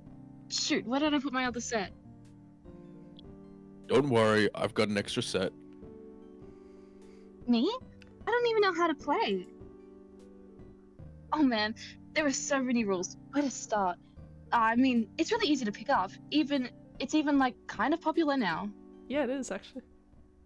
You're You're not sure about committing the whole afternoon to this game with Ford, though Dipper does seem pretty excited about it, but Stan's around too and you wanted to go check on your car.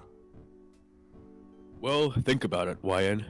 Dipper, my boy, why don't you and I get things set up in the meantime? Ford and Dipper launch into fantasy lore talk as they prop up a corkboard against the yellow armchair, pin up Yellow. various maps and Oh my floor God. plans with important landmarks, and upend their Nerds. pouches of dice onto the carpet. So should we play we're doing D&D the- or If we're doing the Ford path, then yeah, let's do the we'll do the game? D&D. Yeah.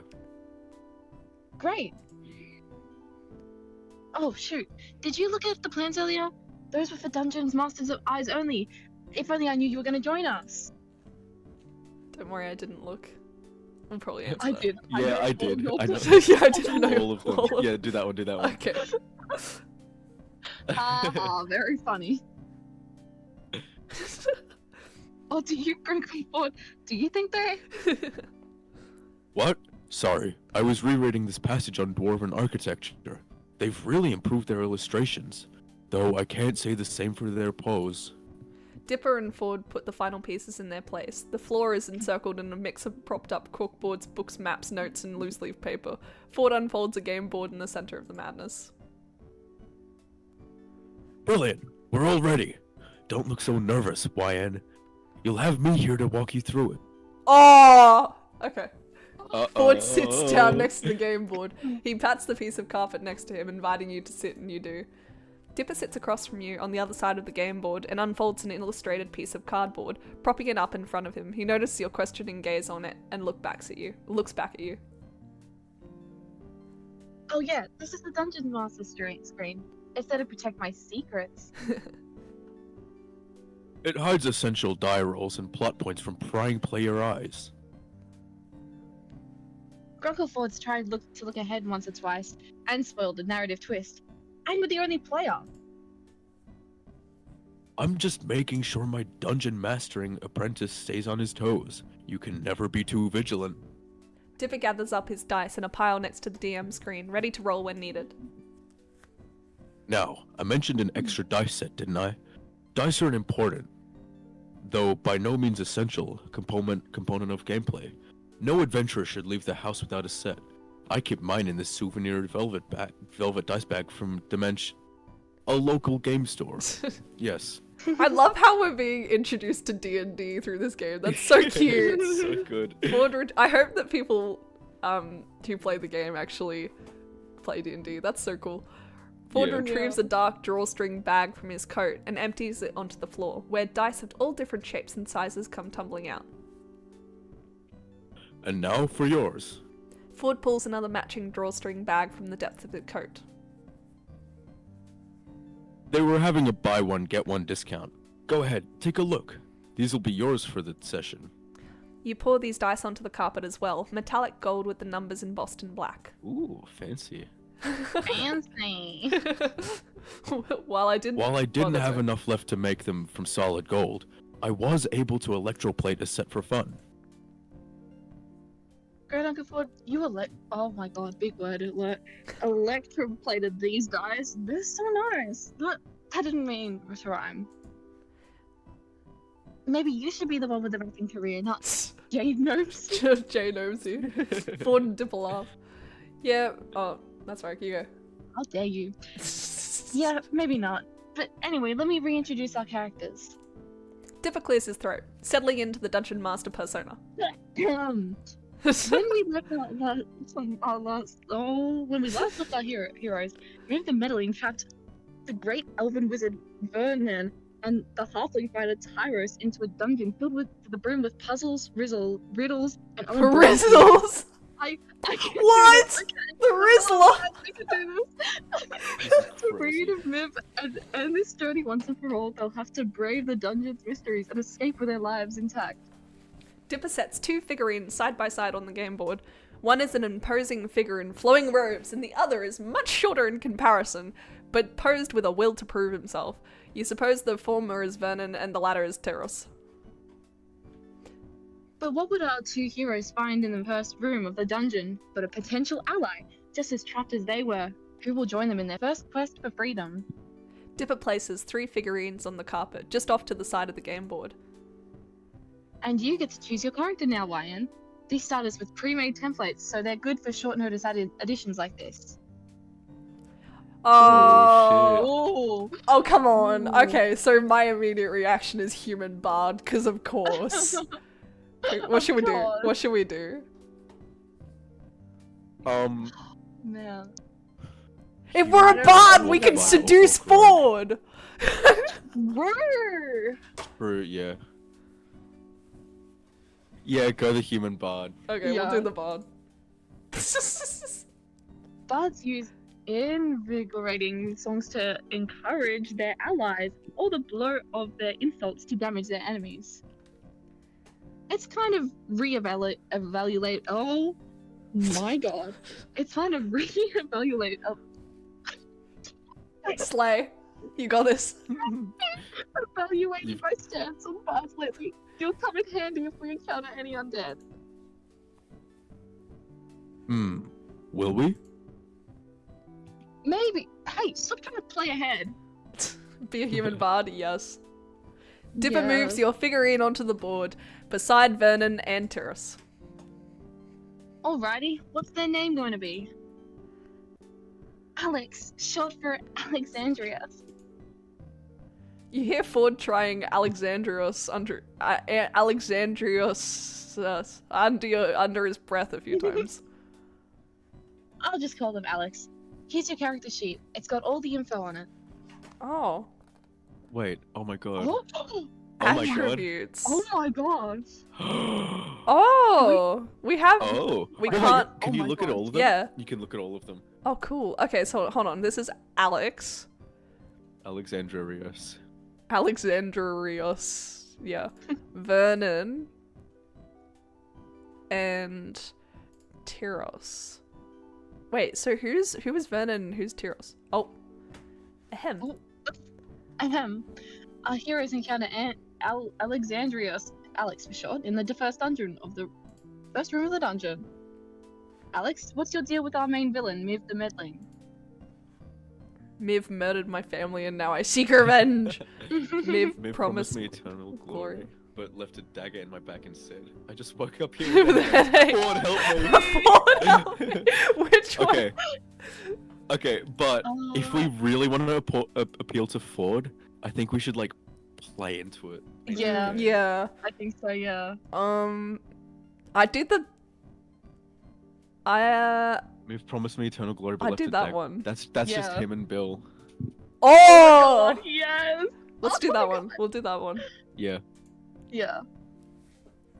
Alex explains how they struck moves are and turns to Tyros shares that and in turn Tyros shares that Miv once bested him in a duel, an embarrassment because Miv is a sorcerer and sorcerers aren't known for their physical combat skills. In Tyros' defense, he was still young at the time.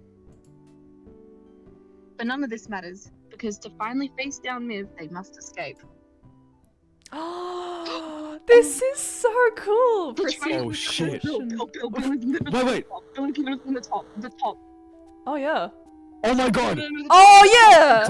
Right there. Oh Oh my look! god. Look! They have like the stands symbol as well. Okay, And then so, the pine tree and the so- shooting star. Oh my god. Oh, it says proceed with caution, homies. Proceed with caution, homies. Behind okay, you is so a plain inventory. door.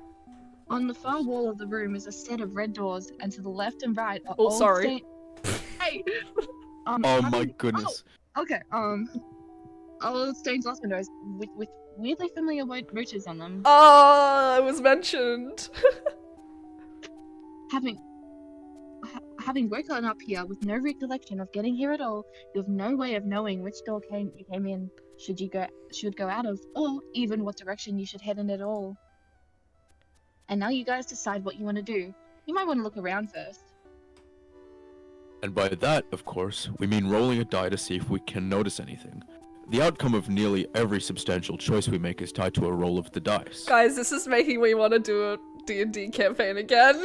Please! Oh my god, please. Wait, Laura, have you guys DM'd before? I haven't DM'd before, no.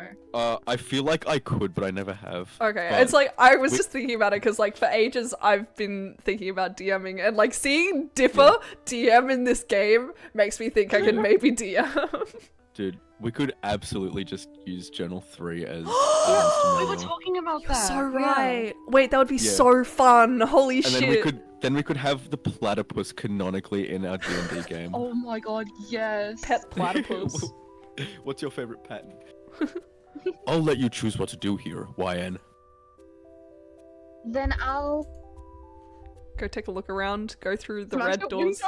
Smash a window! No, we shouldn't smash it. No, wait, let's not Uh. smash a window. We're trying to, like, appeal more to Ford. Go through the red doors.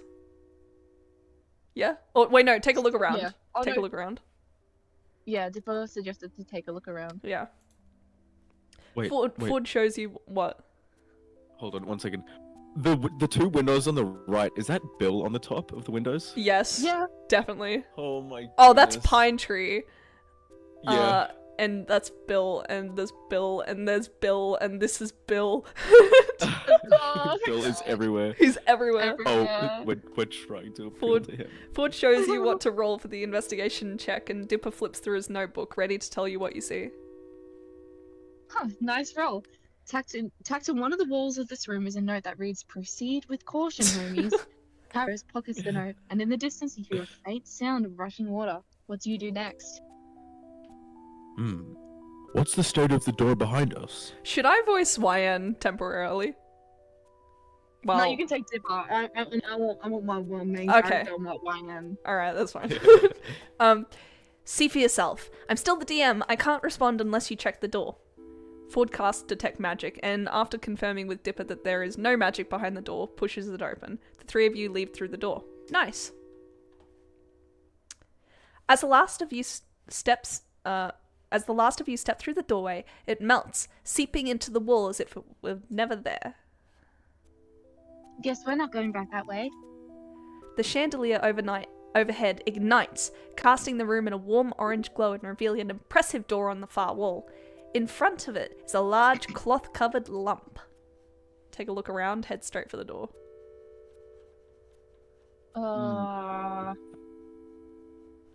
What is Alex going to do? The character of Alex, played by YN.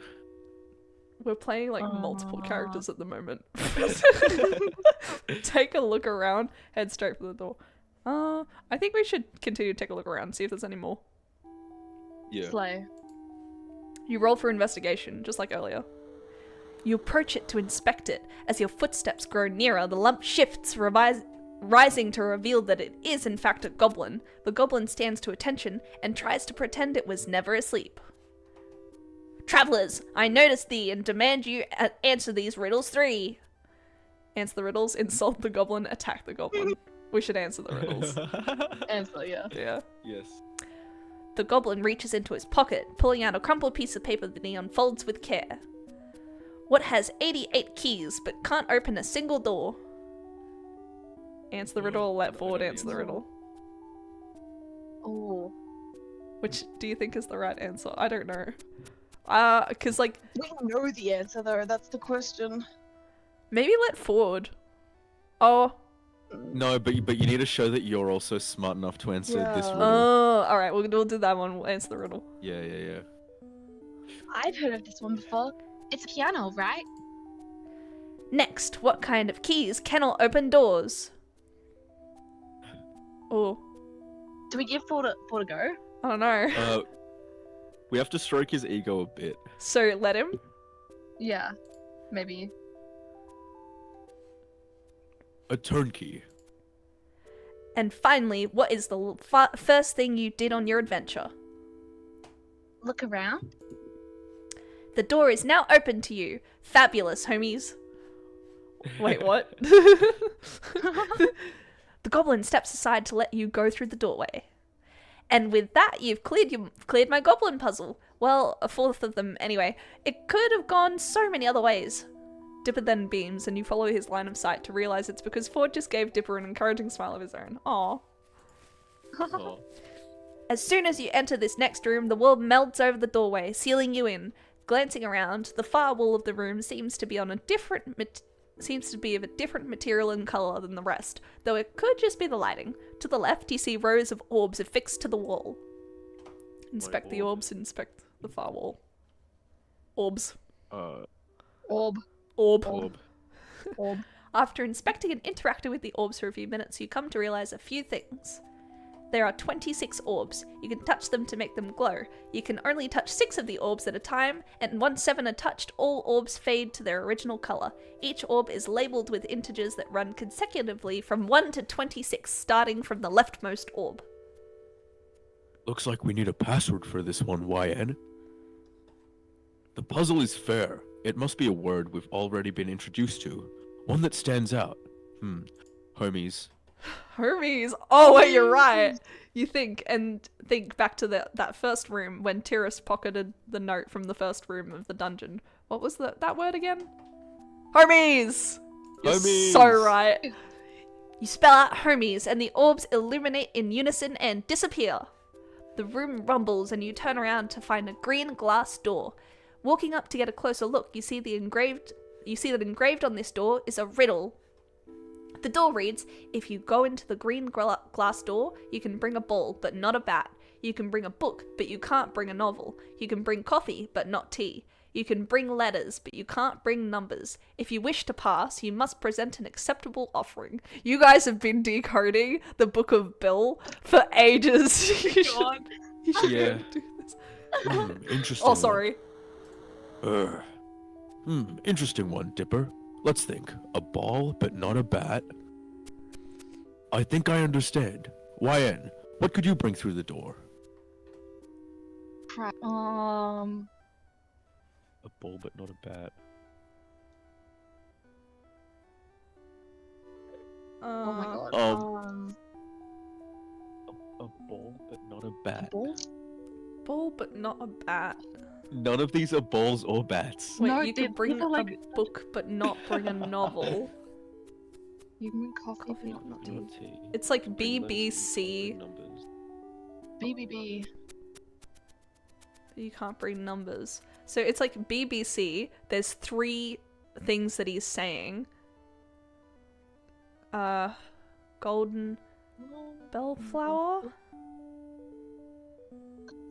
Should we just guess? I'm leaning towards golden bellflower because I don't know. Like there's a B in it and there's 3 letters. Yeah. Oh my god. I'm trying to think.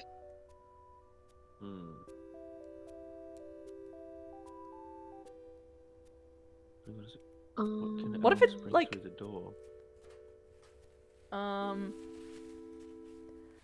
I have no Are we idea. just actually choosing what to bring through? Or yeah, like, Like we does have it to matter? leave the rest behind or something? Does it matter? Who knows?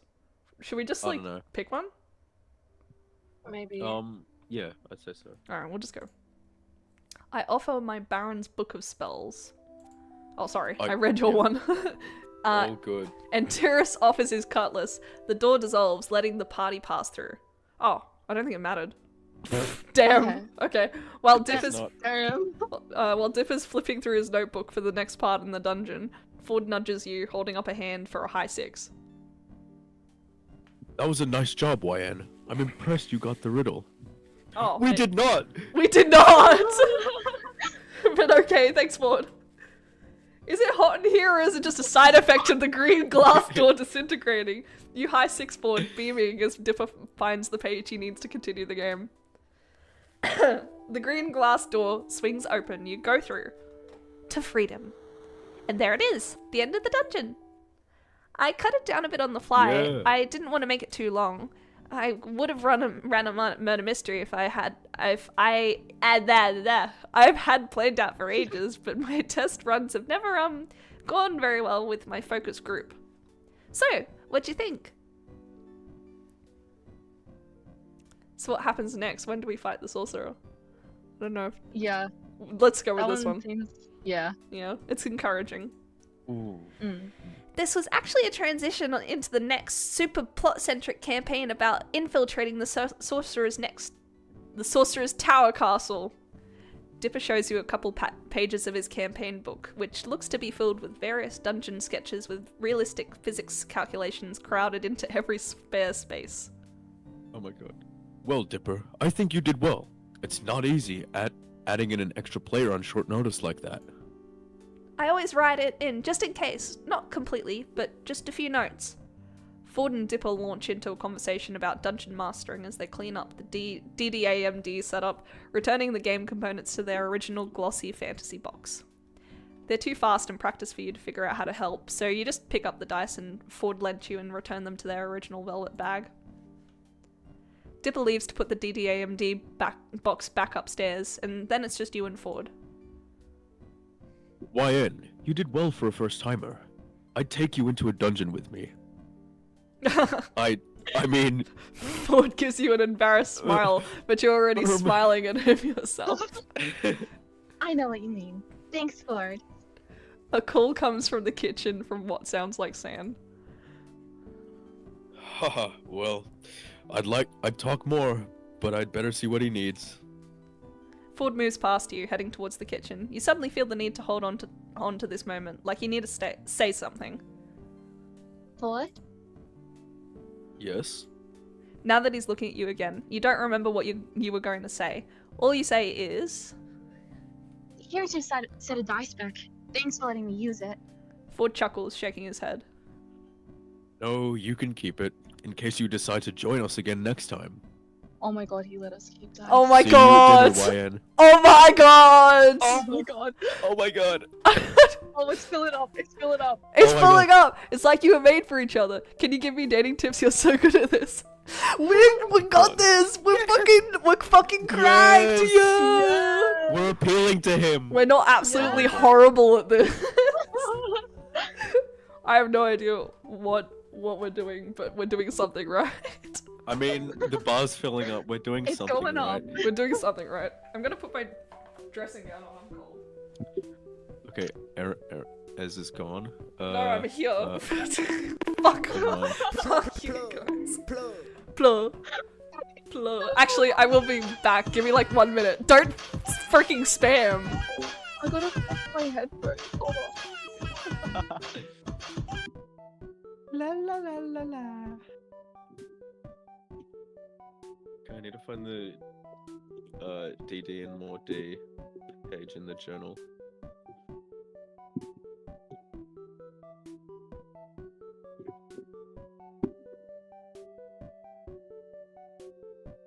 Where is it?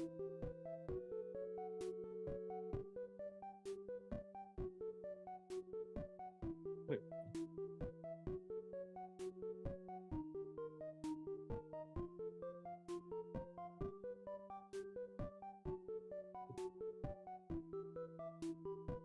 Oh, what?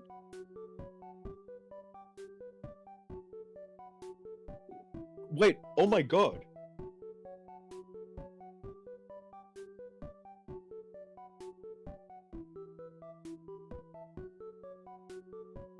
There's a whole couple pages written by the 2 Dipper clones that escaped.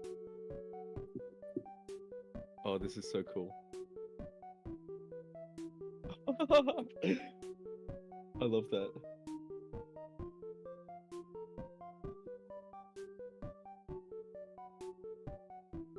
I love Gravity Falls. Alright. I've returned. Let's keep going. Let's go for like 1 more hour and then dinner time, so, you know. Hell yeah. Oh. Fixing mic. Oh, okay. Wah, wah. Do better.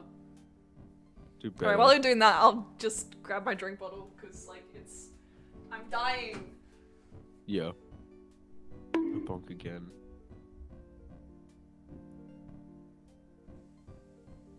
Damn, Laura, just get better. Just get a better mic. Damn.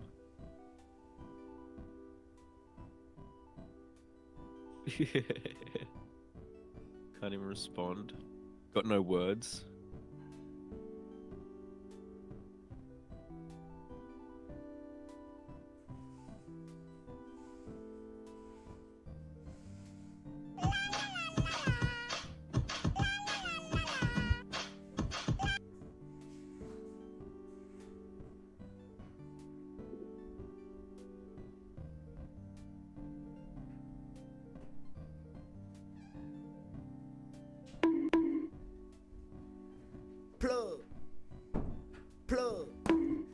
Is it bad?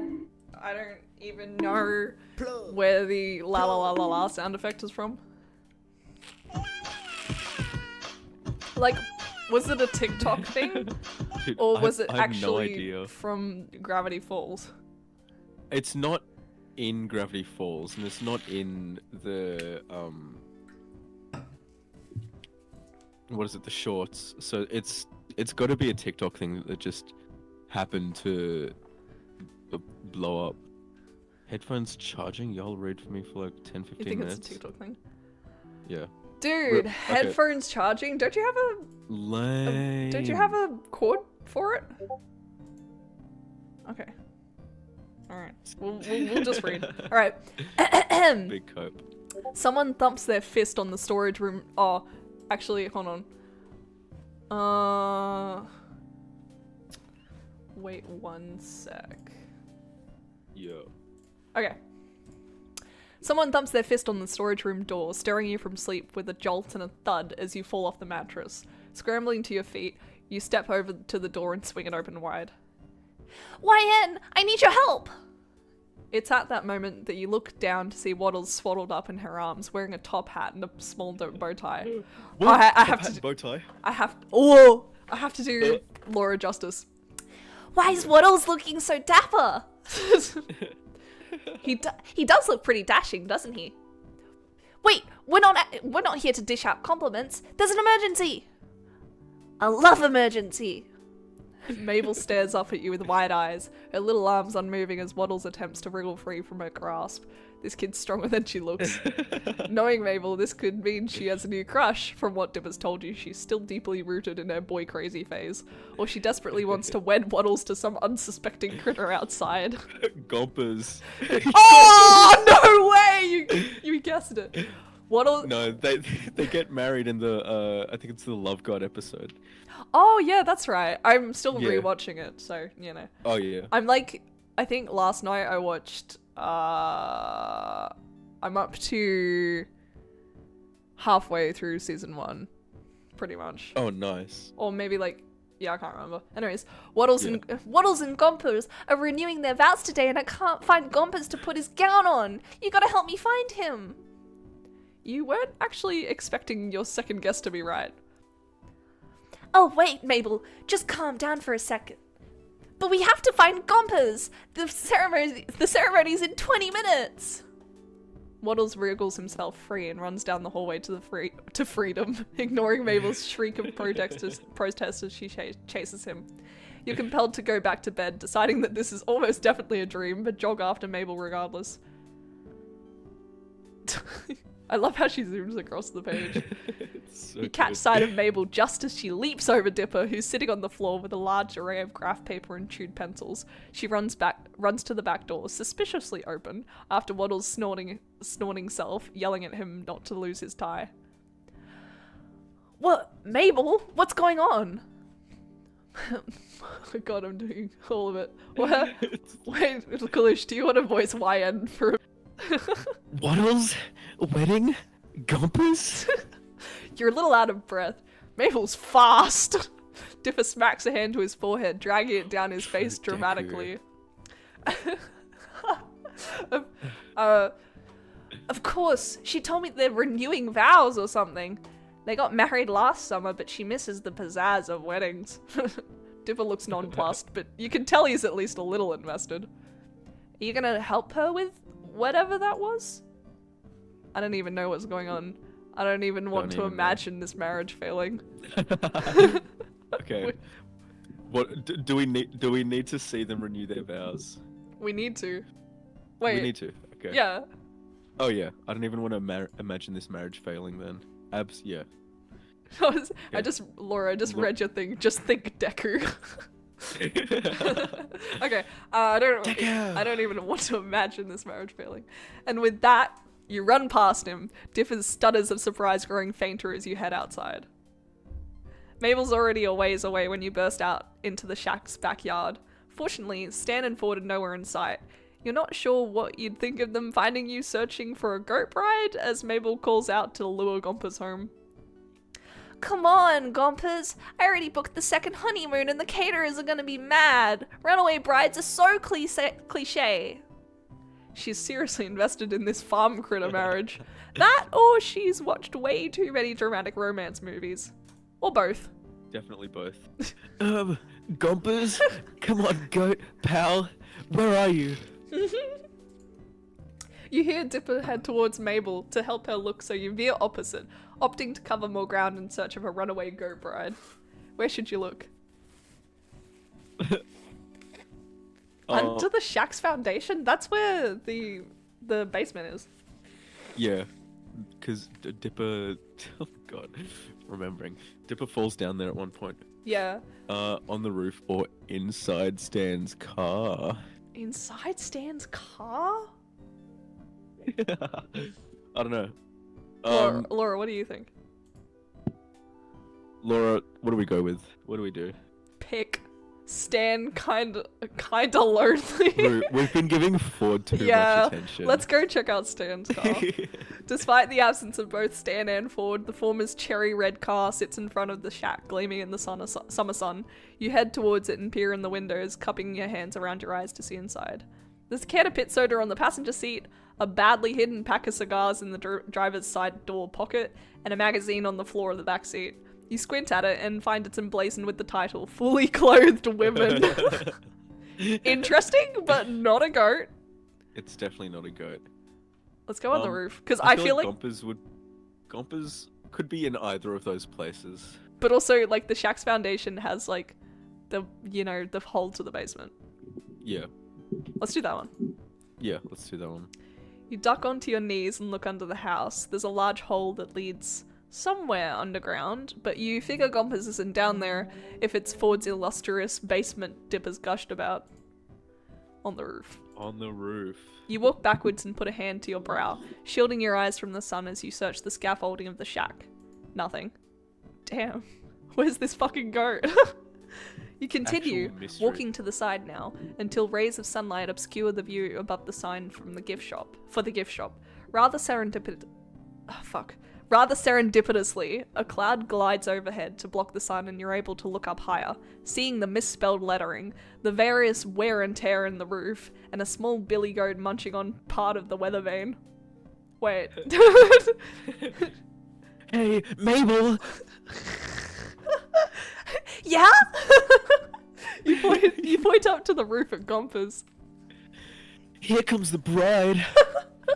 Mabel shrieks, Gompers! And sprints into the gift shop, slamming the door so hard the open sign flips to closed. There's silence for a moment, then something flips open on the roof's small balcony, and Mabel pops out from underneath, climbing up onto the roof and attempting to coax Gompers down. There's a ladder up to that little balcony thing inside the gift shop. It's pretty cool for fireworks.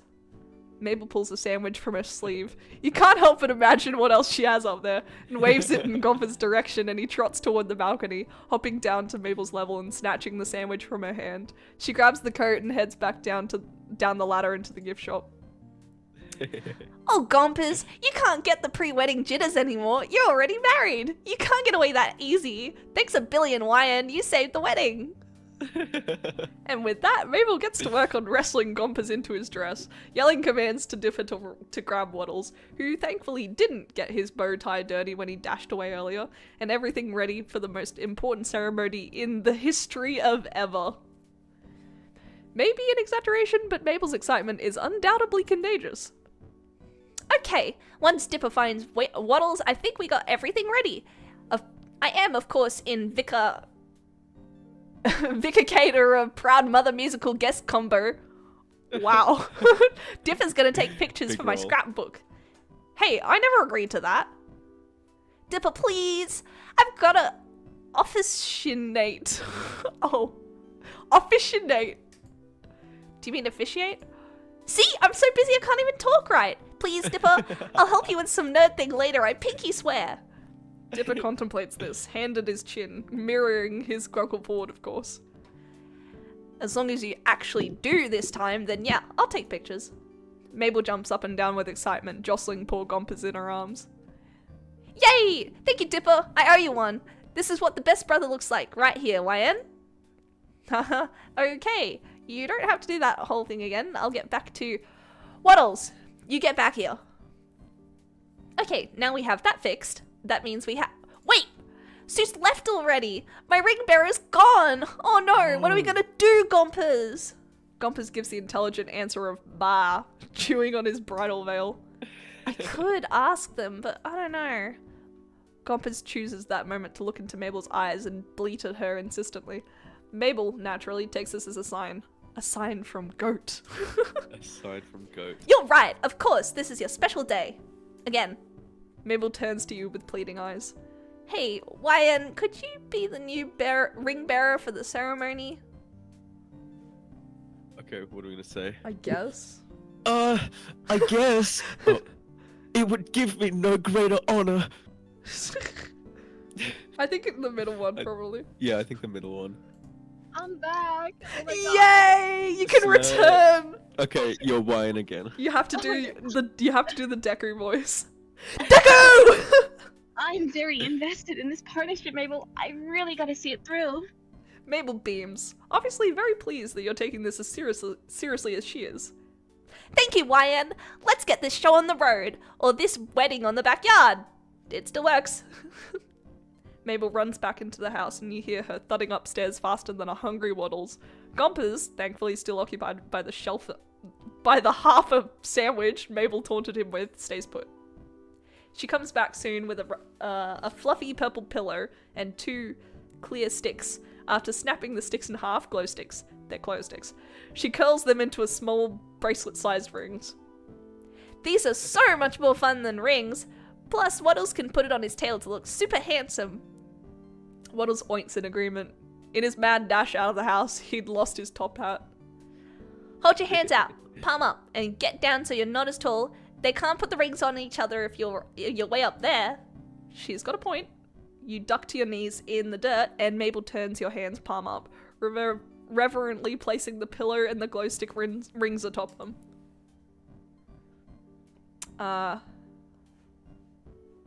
Do you want to keep reading for that one, or should I? I'll keep reading for it, yeah. So, Okay, Mabel, I'm here with the camera for... Why are you on the ground? You gestured to the happy couple with a wide arc of your arm. they needed a ring bearer. Well, I guess they do. Mabel nods, small hands on her hips. She looks over the wedding scene and mumbles to herself, checking things off a mental checklist. Okay, I think we have... Wait! I forgot the flower petals! I'll be right back. And she's gone again, leaving you alone with a pig groom, a goat bride, and 2 glow stick bands of matrimony. Goatrimony. That kinda works. You decide not to crack that pun on Dipper, who's examining his disposable camera. He pops the back open and sighs, smacking a hand to his forehead. This one's out of film. It must have been the one Mabel used at Candy's party. He looks up at you and shrugs. I'll go get one of my spares. Make sure these 2 don't go anywhere or Mabel will... Well, you know, Mabel. You haven't known Mabel as long as Dipper has, but you understand him immediately. You're left alone in the backyard with the groom's pig, a bride goat, 2 glow sticks, and a broken disposable camera. While you'd love to say you've absolutely been in this situation before, you unfortunately have not. I'm really happy, very happy for both Waddles and Gompers.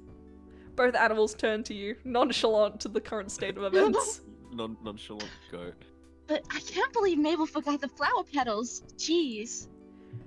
But as you go to continue the one-sided conversation between human, goat, and pig, you hear 2 voices coming around from the house. 2 very familiar voices. Listen, Sixer, if you hadn't gone off about the wobbly junker. The gobblewonker, Stanley. Has Dipper really never told you? Then you wouldn't have freaked out the kid at the store. We needed, I'm gonna stop that. Got this. Then you wouldn't have freaked out the kid at the store we needed, and we'd have, I don't know, the stuff to fix my house after you got a car stuck in it. It's my house, and besides, if he was a fisherman, we needed to know. Both Stan and Ford round the corner to find you sitting on your heels next to Waddles and Gompers, brandishing a pillow and glow sticks in the dirt. The three of you stare at each other in silence. Mabel needed a ring bearer for the wedding. It's at that moment that Mabel kicks down the back door, runs to your side, and throws rose petals atop your head. Ta-da! You blow a rose petal off the tip of your nose and grin at Mabel. I think our bride and groom are ready to renew their vows, don't you? Mabel nods emphatically at you before turning to her grunkles, lighting up a 100-watt smile. Yes! Grunkle Stan, Grunkle Ford, you guys got back just in time. And with that, Mabel pushes Stan and Ford toward you and tugs their hands so they sit across from you. Stan complains about his knees, and Ford asks Dipper why the pig and the goat are betrothed. Fits with what you know about both at this point.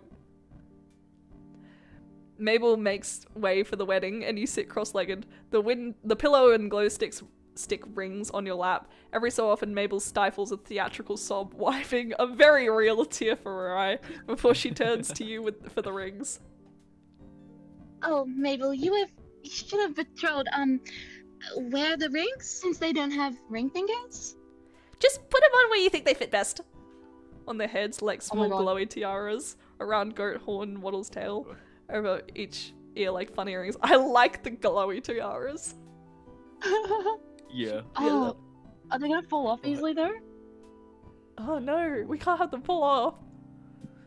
No. And Mabel did mention something about putting a glow stick around Waddle's tail and him being handsome. Yeah. Oh, yeah, let's do that. Slay. You get up and promptly crouch down in front of Waddles and Gompers, playing your ring bearer part very seriously. A glow stick ring goes onto one of Gompers' horns, and you place the other on Waddles' rear, hanging off his curlicue tail. I now pronounce you husband and husband. Again. You now may kiss the... Oh wait, no, sorry. You may now kiss the goat. Waddles sniffs at Gompers and snorts. That definitely counts. Dipper reappears with a new camera, and Mabel throws more rose petals at him.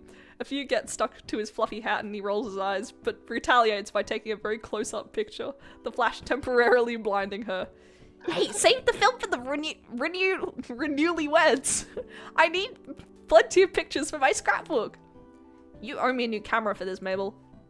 He sounds annoyed, but his fond sibling smile gives him away, and he starts taking pictures of the happy couple, getting odd angles as Mabel pushes them into silly poses.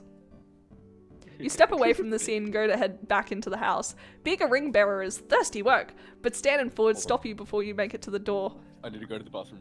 Okay. They're definitely thirsty work for Stan and Ford. Hang on, let me get out the soundboard.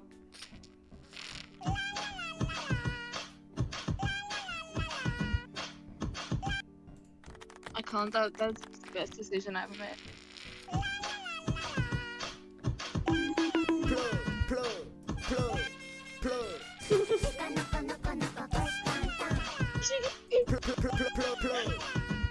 Plug.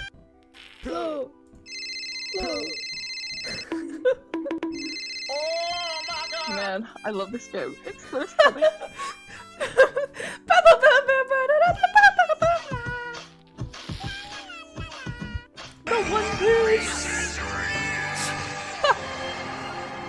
We should have played that earlier when One Piece was mentioned. That's so true. Oh my god. I never that was so loud. Shika naka naka naka. You need to watch. No, you don't want to join the Brave Run. Oh my Shika god. naka. I should watch that. No. No. If you want to save yourself, don't. Didn't Nat start watching One Piece? I've seen in the Instagram chat. No, That's is almost up to date. She's been watching it for ages. Oh, what? Dang. Yeah. Hello. We back. Stan and Ford stop you before you make it to the door. Hey, YN. Thanks for playing along with Mabel. With this whole wedding thing. We're both glad you're willing to entertain her whenever we're gone. She didn't, make you do it, did she? Oh, she didn't. She needed a ring bearer, so I stepped up to help. Stan and Ford arch matching brows at you. I'm very interested in the marriage of a goat and a pig, you know? The three of you laugh and Stan pats your shoulder. Ford gives you a warm smile. Well, I'm glad you're as into all that as she is. Thank you for that. Yeah, kid. It's nice of you to be, nice to her, you know?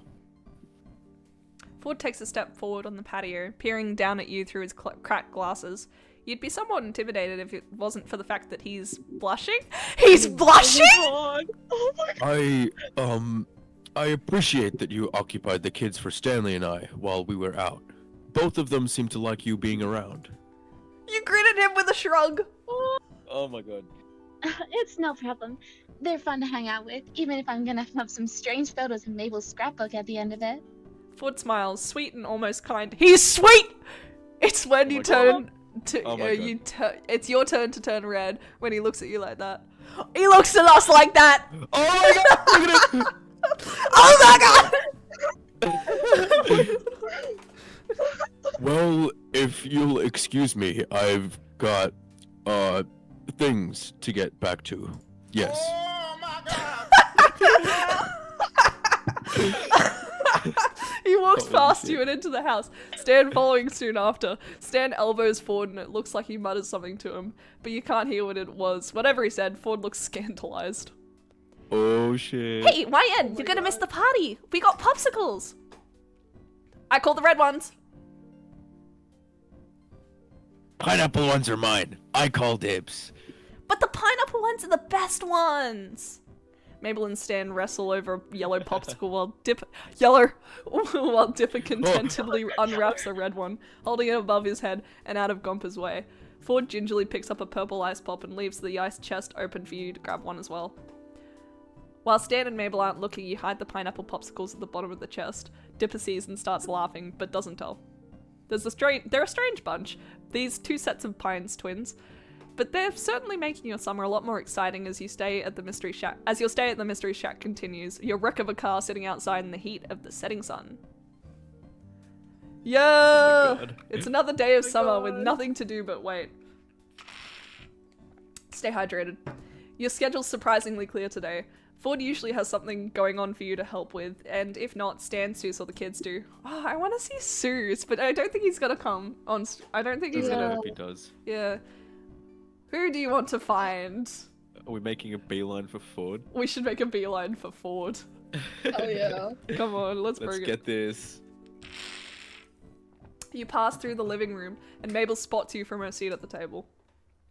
YN, I was hoping I'd see you. Come on, I want to ask you something. Mabel points down at the table with a raspberry pink coloured pencil. Her art supplies, scattered across the table, lie across various sheets of paper with brightly coloured doodles, and lots of glitter. You see a drawing that looks like a cross between Barney and Godzilla, a page full of puppies, and a page with a drawing that kind of looks like you, with...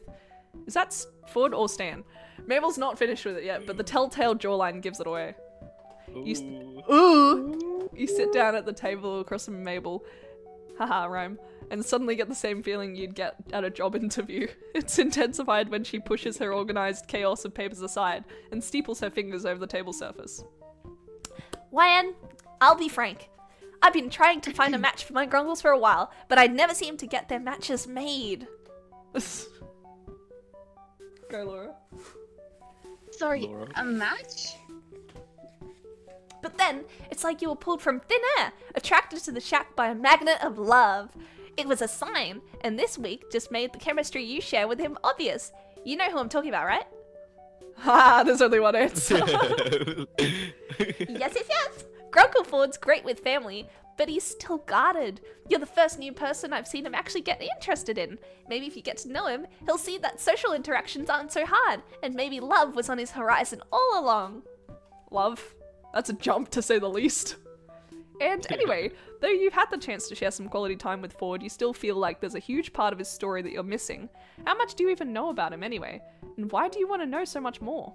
Oh. Ooh. Mabel, Ford and I haven't spent all that much time together. Sure, we shared a couple adventures, but Nothing. Adventures are the perfect bonding material. I know that firsthand. But you know what would really get this chemistry going? talking to him? What? No, I'm thinking about something more romantic. Hold on, I'm getting an idea. I'll get everything ready, YN. You just focus on falling completely and utterly in love. Matchmaker Mabel is back in the game. Oh my god, it's so over for us. Oh my god. Just as you exit the talk with Mabel, you run into Dipper right outside the living room. And it doesn't seem like an accident either. His arms are crossed and he's looking at you dubiously. So, I heard about Mabel's plan. How do you... I just left my room. Yeah, well, word travels fast. And Mabel sends out mass update texts.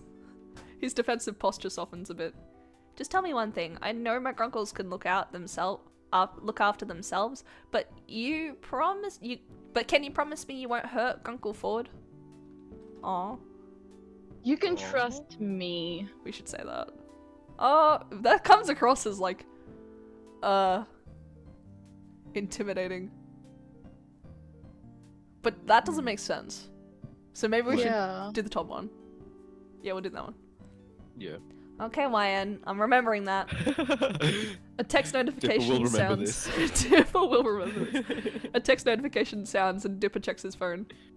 And be ready at any time for your date with Grunkle Ford? Ugh, this feels awkward enough. No offense, YN. It's just my Grunkle Ford actually going on a date. Do old people even date? Kind of hard to wrap my head around. I hope Mabel doesn't ask me for my help tomorrow. I mean, I have enough trouble trying to date for myself. Damn, he's bitchless for real. Hey, Mabel calls down from upstairs. Hey, Dip Top! I'm gonna need your help tomorrow! Oh, never mind. During the next few days, you, Ford, and Dipper get further into the DD and MD campaign you left off on, and you have time to flesh Alex out to complement Tyros and Vernon on the team. Dipper tells you the 3-person troop is typically small for a DD and MD group, but you've been getting the hang of the game, mostly from taking advantage of Ford's helpful nudges in the right direction. You've noticed Ford staring at you during the games, and sometimes you can't deny that you've been caught doing the same. After your fateful chat with Mabel, you're on edge in wait for her to pull something out of her sleeve. Every time she bursts into the room with fistfuls of crayons, you jump at least a foot in the air. And you've been doing your best to pretend everything's normal, or at least as normal as it gets in Gravity Falls. You ventured into the town earlier today and did some tourist-worthy exploring, and ran into the Pines family at Greasy's diner about an hour later. According to a giddy Dipper and an exasperated Ford, a door to another plane had appeared in the fridge instead of food. Post-documentation and inspection, and lots of skeptical squinting from Dipper and complaints from Stan, Ford had suggested they all just wait it out. It was gone by the time you got back. You secretly hoped to catch a glimpse, but when you asked Ford about it, he assured you it was nothing special. Wouldn't even ranked among his top 10, he'd said, pushing his glasses up his nose. After that series of fridge-related events, the shack fell quiet. Dipper ventured out with his camera equipment off to film something amazing, and stands in his office, checking in with his sources, whatever that means. That leaves you and Ford both intently reading on the shack's patio. It's warm and comfortable, yet the overhang shields your eyes from the blinding summer light. You glance over at Ford. He looks calm and collected, same as he's been all week. Conversely, you've been a little nervous around him ever since Mabel's matchmaking interview. It's not that you haven't thought of him in that light before, it's that you never planned on actually trying it out. You can always ask Mabel to call off the matchmaking thing. After spending the past couple of days convinced that Mabel was going to spring an unavoidable romantic situation on you at a moment's notice, you'd rather not live with that kind of anxious anticipation. God, lots of words. You settle back into your book, a paperback Ford lent you. It's a jargon-heavy sci-fi with an abstract cover you probably would have overlooked on a bookshelf, and you think you're about to see the first glimpse of the plot after 3 chapters introduction. You go to turn the page of the book, but the back door slams open. Mabel explodes onto the porch, armed with oven mitts and an apron. YN! Grunkle Ford, I need your help! Now! Ford sits up with a wide-eyed look, fixing his glasses that have been starting to fall off the bridge of his nose. What is it? Is something burning? It would be. Would be. Something burning in the kitchen? I need help baking. Ford relaxes enough to leave a bookmark in his dog-eared novel and close it, but looks to Mabel with an air of bewilderment. Grenda's throwing a Grubdish Hasenfursten party for Mary. Marius! Marius! When he comes to visit, and I volunteered to make cupcakes. I was like, yeah, I could totally bake a batch of cupcakes, but as it turns out, smoke unfurls from the back doorway, inevitably followed by the screech of the fire alarm inside. Mabel wrings her mitted hands and winces guiltily. I can't. Mabel rushes back into the house, you and Ford coming close after. Coming where? You finish. Oh my god, oh my god. You reach the door in time to see Ford, unruffled, drag a chair over to the smoke detector and disable it as easily as flipping a light switch. As for the smoke, you go straight for the kitchen window and open it, fanning the smoke out of the house. Mabel looks guiltily at you both, attempting to waft the smoke out with her oven mitts. Now that you really look at her, you notice there's flour on her sweater, and the kitchen floor, and the kitchen counter, leading to one lopsided bag of flour surrounded by a similar mess of ingredients. Looks like you could use a hand, Mabel. Why didn't you ask for help much sooner? I'm sorry, Grunkle Ford. I wanted to make them myself. She wilts under exaggerated despair. This is a plot! But I need these cupcakes, and I need your help. She points at Ford. And your help! Mabel then moves her pointer finger to you. Oh dear. Both of you absolutely need to help me with this. She looks between the two of you with those Mabel patented puppy dog eyes, and whatever will you had left to resist crumbles immediately. You pat her shoulder reassuringly. It's alright, Mabel. Baking is a difficult art, and even professionals have day offs.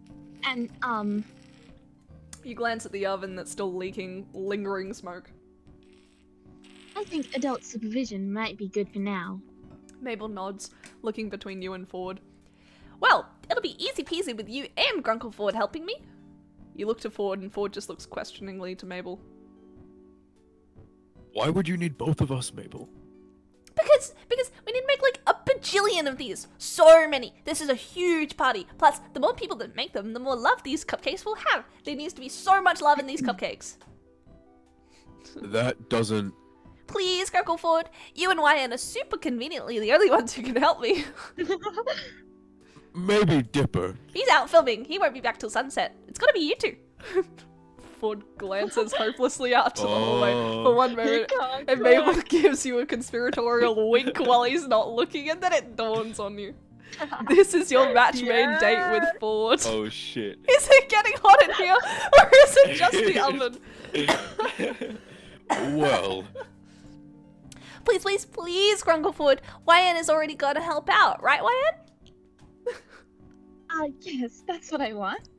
Heart picking up its pace, you hazard a look at Ford to find him looking oddly contemplative. Now compared to before, he looks to you for a fleeting moment, and you catch out the corner of your eye. His attention's back on Mabel by the time you register it. Ford nods at her. All right. What do we need to do? Yes. Okay. First rule in baking: wear an apron. Do we get to see Ford in? Oh my god, please. There's never a wrong time to make a fashion statement. Mabel holds out two aprons, one scarlet red and the other white. You have absolutely no idea when Mabel even retrieved these aprons in the first place, but she's already picked the one who gets which one. The red apron is tossed to you and the white one is thrown to Ford. You Please put say it on and something look apron. down at yourself to read an upside down "Burn Baby Burn" printed across your chest with a picture of a fiery grill beneath it. Fittingly, it smells a little like burning. Ford's apron has some green text you didn't quite catch, but as he loops it over his head and ties it on, you can read it clearly. You stifle a laugh as you read. Text now clear over his broad chest. My Oh my other God. oven is a Bunsen. Oh my god. Oh my god. Oh my god, like one's You about hey, made it him suits you. Are we gonna make a smart joke though? Mm. That would be appealing to him. I feel like. Maybe we should do the smart joke. I Hey think we Ford, should. are you made of copper and tellurium? It only takes a second for Ford to flush pink with understanding, fiddling with the hem of his apron! Guys, it's happening! Oh my god. Okay, Mabel. What's our next step? The second rule in baking is to know your recipe. It's got everything, the ingredients, the instructions, the temperature. Ford looks to the counter and picks up a piece of paper. You guess it's the recipe, judging by the frilly looking photo of a 3-tiered cake on the back. He scans over the ingredients, focused. And the third rule is in baking is to forget your recipe. But that's only if rule 2 doesn't work out. How are we looking, Grunkle Ford? I was worried we'd be short on sugar, but I think we'll make it. Are you switching recipes, Mabel? There are ingredients listed here that aren't already on the counter. Mabel laughs loudly and attempts to clap Ford on the shoulder. She only manages to reach his elbow, and he suddenly suspects that whatever baked good Mabel had burned in the oven earlier was a fabricated failure. You glance at the stovetop. The open box of store-bought cookies sitting on top confirms your suspicion. Oh, Grunkle Ford, you tell the best jokes. That wasn't a joke. Oh, look, we need flour, and I already have that out. Next. Ford reads the list of ingredients aloud, and Mabel darts around the kitchen, gathering them as he calls them out. You set to work finding the utensils Mabel needs, searching through unfamiliar drawers she points out to you. After opening nearly every cupboard, you come up with an array of mismatched measuring cups, 2 half teaspoons, and a dented tablespoon. Good enough. How many cupcakes do you need for tomorrow, Mabel? At least 100. You give her an undisguised look of incredulity, and Mabel sends back a series of gestures telling you to go along with it, pointing at Ford's thoughtful face and mouthing, he bought it. So, since the recipe makes 20 to 25, we... Quadrupled the recipe. Oh crap. Yes. Oh yeah. You're bewildered that Ford doesn't question the quantity. Instead, he's starting to factor in how many acceptable cupcake pans he can find in the cupboards, grumbling as he searches through the clangs and dull thuds of other bakeware. Ooh. When is the last time Stanley... Ah, there they are. Looks like we have one that's rusted, and one that hasn't. Hold on, I'm dying. YN, get the pan that's already in the oven. If we can manage to clean it. No, definitely uncleanable. It's totally burnt. Batter everywhere. Wyan, can you? Mabel makes gestures to disposing evidence of a baking failure, and you wince but nod. Seizing a chance while Ford's back is turned, you open the oven, grab whatever's inside with the oven mitt, and rush outside to drop it in the trash can midway around the shack. It turns out to be a couple store-bought cookies dropped in a muffin pan and left to burn to a crisp. You shake the cookies out into the trash, leaving you with a still hot but perfectly serviceable pan. Take the pan back and call it a miracle. Leave the pan here and back up Mabel's claim. Ooh. Ooh. Ooh. Okay. Well, do we Okay. need the pan? Do we...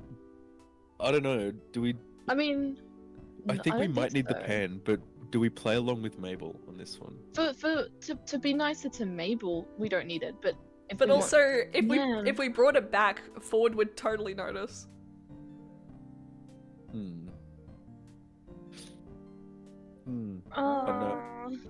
I'm Ford. I'm leaving this one up to you guys. Bro. Okay, we'll leave the pan out. Maybe. leave the pan. Yeah. We'll back Hell up yeah. Mabel. You return to the kitchen. Yeah, that pan was definitely not salvageable. Complete toast. Ford chuckles, and when he turns back to the recipe, Mabel gives you a winning smile and 2 thumbs up. You see that Ford has brought a mixing bowl out while you were gone and wiped away most of the excess flour from the counter. He settles back into the role of recipe reader now that you're back. I've already turned down the oven to the correct temperature. Mabel notably doesn't look sheepish in the slightest, still grinning in front of the mixing bowl. So our next step is to add butter. Add butter. Add butter. Add butter. Add butter. Exotic butters. Exotic Oh my butters. god. I'll measure it out. And so you settled into a rhythm. Mabel adds butter. Mabel measures ingredients and tosses them in. Ford reads out the recipe, pausing occasionally to balance out Mabel's haphazard method of throwing ingredients into the bowl, and you mix everything into a suitable batter. 2 ingredients later, you notice that Ford rolled his sleeves up to his elbows as he works. You could get used to the sight of him like this. Oh my god. Oh! Oh! You don't notice Ford returning your stare until he clears his throat. Apparently your ogling lasted just a moment too long. YN? Yeah? I just added the first cup of flour. You can stir it now. Oh, right. Ford adds another cup as you stir the ingredients together, trying to ignore how red your face feels. Oh, look at you two working so well together. It's like you don't even need me to be perfect. You know she's talking about the matchmaking, but Ford doesn't take it that way. That's not entirely accurate. You're an essential member of our baking trio. After all, who else is creative enough to come up with a unifying theme for all these cupcakes? You're right, I haven't even thought about that yet. Mabel, standing on a chair next to Ford to reach the counter, hops up and sits at the edge of the counter. Lovey-dovey or lovey-dovey? Gah, I can't decide. While Mabel works it out with her creative genius, Ford scoops out the last cup of flour, going to wipe the excess back into the bag with his finger. Wait, I have a perfect idea. She lifts her arm in triumph and promptly sends Ford's heaping cup of flour flying. Oh my god. Ford fumbles to catch it, but ultimately fails, and the cup, along with the bag, fall into the mixing bowl, sending a mushroom cloud of flour into your faces. Flour cakes Ford's glasses along his nose, cheeks, and forehead, and the front of his hair to the point where the colour is indistinguishable from his usual streak of grey. Mabel, thankfully sitting to the side of her perch on the counter, only got half covered in an explosion of flour, even though she's already got various spots of flour all over her sweater. Oops. It's okay, Mabel. Here, take this and dust the flour off. Mabel attempts to brush flour out of her sweater as Ford takes off his glasses, blowing puffs of white from the lenses and wiping them clean with the hem of his turtleneck. He manages to clear most of the flour off his skin, but he missed a spot. Oh my god! Go, Laura. What? I'm fine. I've had many messier adventures in my time than a bit of flour. No, it's not that. I just... There's a lot of flour still in your hair.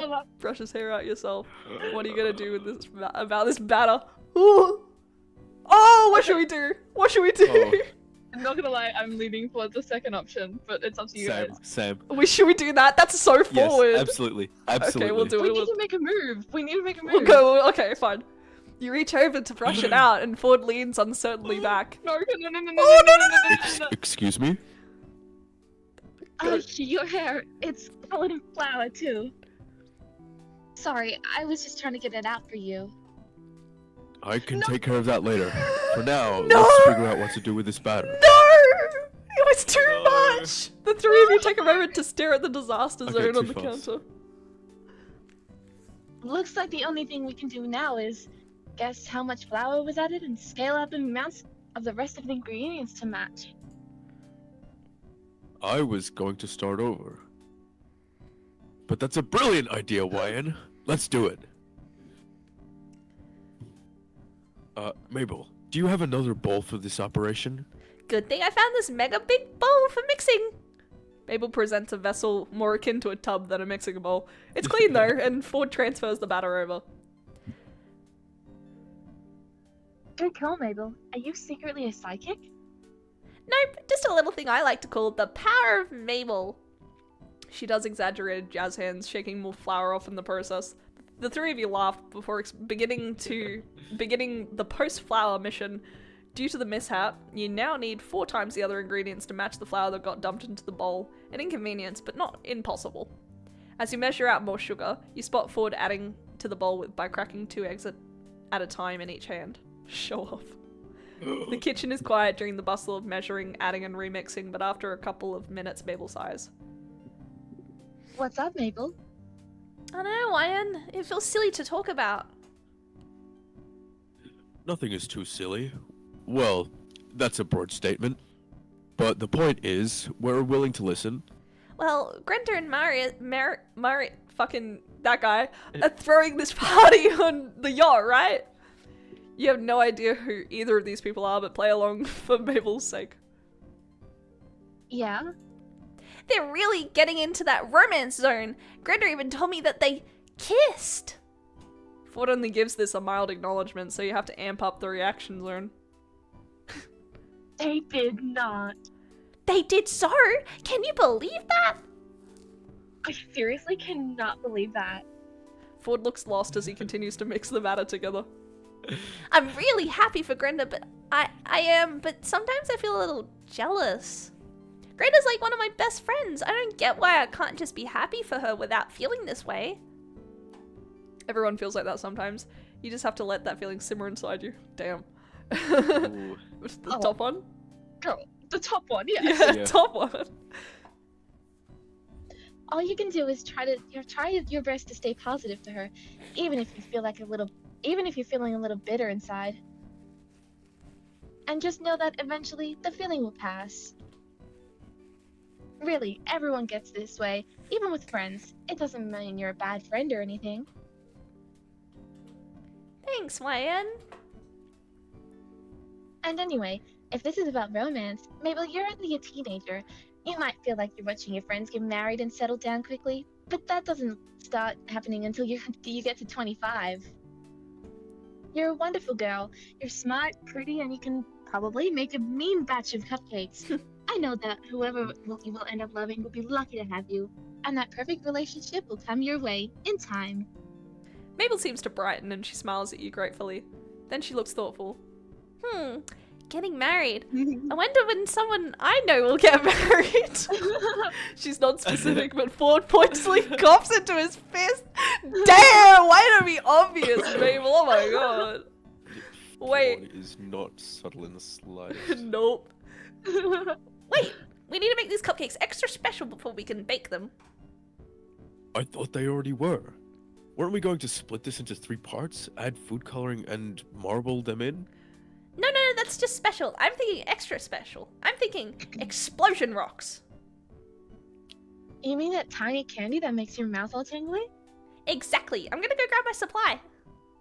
Mabel dashes out to get the candy, leaving you and Ford alone in the kitchen. Oh. Whoa! Oh yes! Normally you'd expect the atmosphere to turn awkward, but Homina, you find homina. yourself anticipating something instead.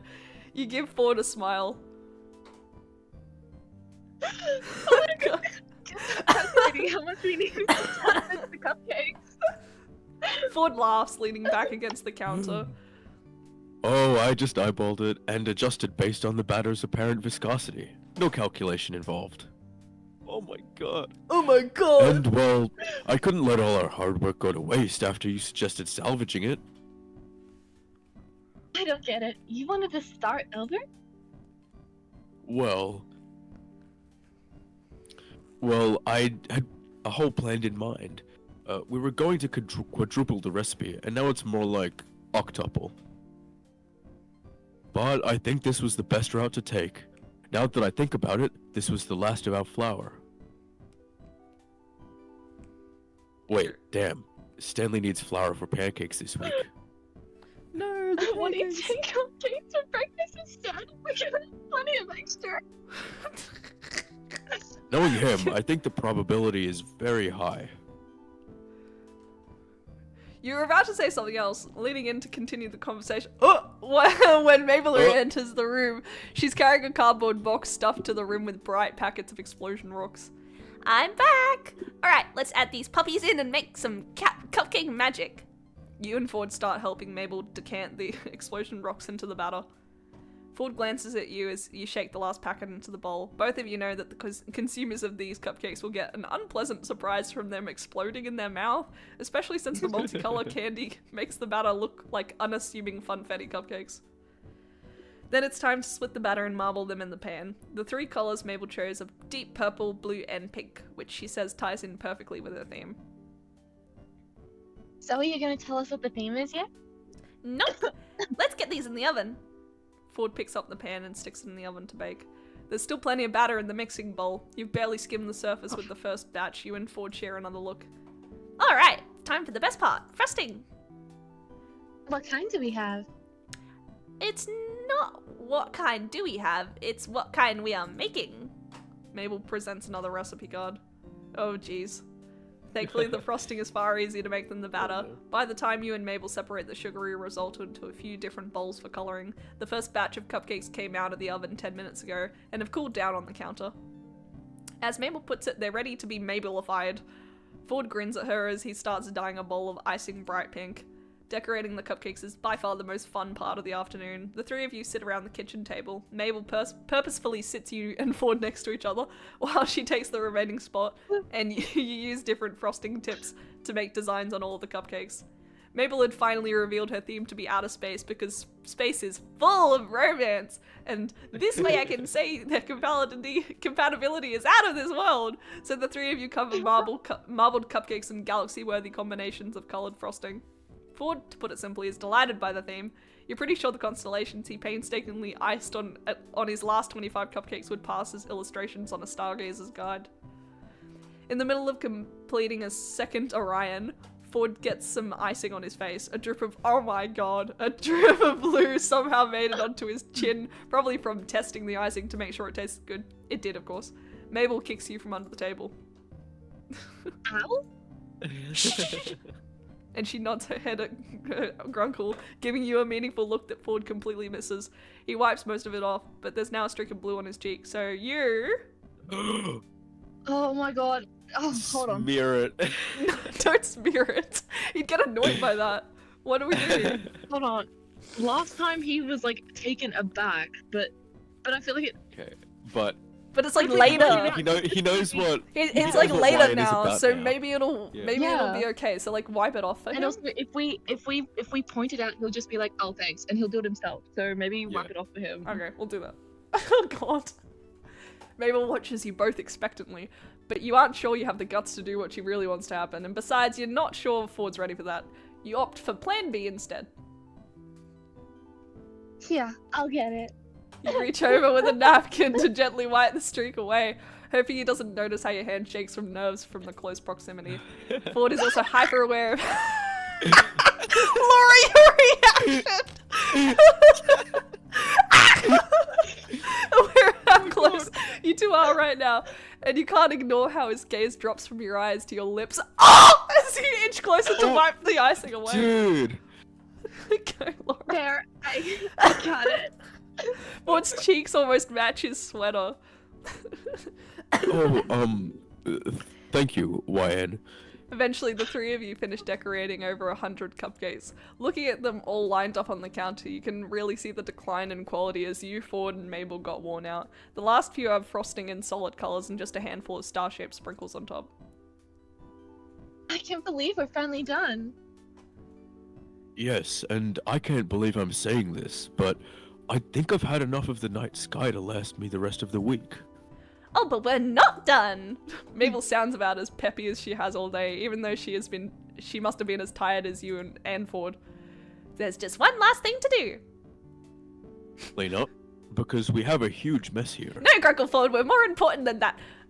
more urgent, more desperately needed. Ford looks perplexed. What could that be? The glitter! Mabel pulls out a sizable tub of blue edible glitter that had been sitting at the back corner of the counter for, you're guessing, the whole afternoon you've been in here. Unscrewing the lid reveals its sparkling, shiny contents. Each of you grab handfuls of glitter, sprinkling liberally over each cupcake. The only person who seems to be hesitating is Ford, who keeps stopping to attempt glitter gradients in order to keep his earlier icing work clear of glitter. Mabel always comes in after him though and fills in the blanks so that the whole thing sparkles. Soon enough, the tub is nearly left empty. Great, all of these are for the party. Except this one's for Dipper, this one's for Grunkle Stan, this one's for Waddles. Mabel puts the exceptions aside, and in the end, the three of you grab a cupcake each as a reward for an afternoon's hard work. You tap them together in a pseudo toast and absolutely devour them. The cupcakes taste odd, but that's what makes it amazing. It's probably the explosion rocks. You can detect the faint spice of love and adoration. A good, if not perfect, cupcake. The remaining cupcakes are strategically fitted into the pantry among the cheese boodles and various other snack foods ready to be brought to the party tomorrow afternoon. Mabel stretches and yawns dramatically before grabbing the plate of cupcakes that had been set aside. Well, I'd better get these over to the boys. You know how Grunkle Stan gets when he smells something cookie and doesn't get a taste. You're not quite sure you do, but Ford nods knowingly, so it must be true. Anyway, I'll leave you two lovebirds alone. Thanks for the help, and you're welcome for my help. She said it. Mabel sends a wink and a finger gun as she leaves. Your heart freezes in your chest as Ford looks at Mabel's exit with an unreadable look, then faces you. You see, I know what's going on. This isn't the first time Mabel's tried to find my match. You can't find the words to express your mixture of relief and confusion, as Ford explains. I suppose she's at that age where kids are thinking about romance and dating. Dating! Stanley and I are just two of her recent subjects for these compatibility experiments. Last time, Mabel reached out to Mermando to set me up with a merman. She didn't tell me what kind of situation it was, so I unknowingly grilled him with enough scientific queries about merpeople to send him back underwater with a grumpy burble. Damn. Ford gives you a small, genuine He smile. grilled the merman? Oh! Whoa. Wild. But I can't say that it's all been bad. After all, I haven't managed to repeat that kind of mistake yet here. If you did, you'd be surprised by how much I know about merpeople. So, how do you think this match is going? Go for the high six? No, we're not going for the high six. Come on, go for the high six! Damn, that's bad. We'll do the top one. That's the best answer.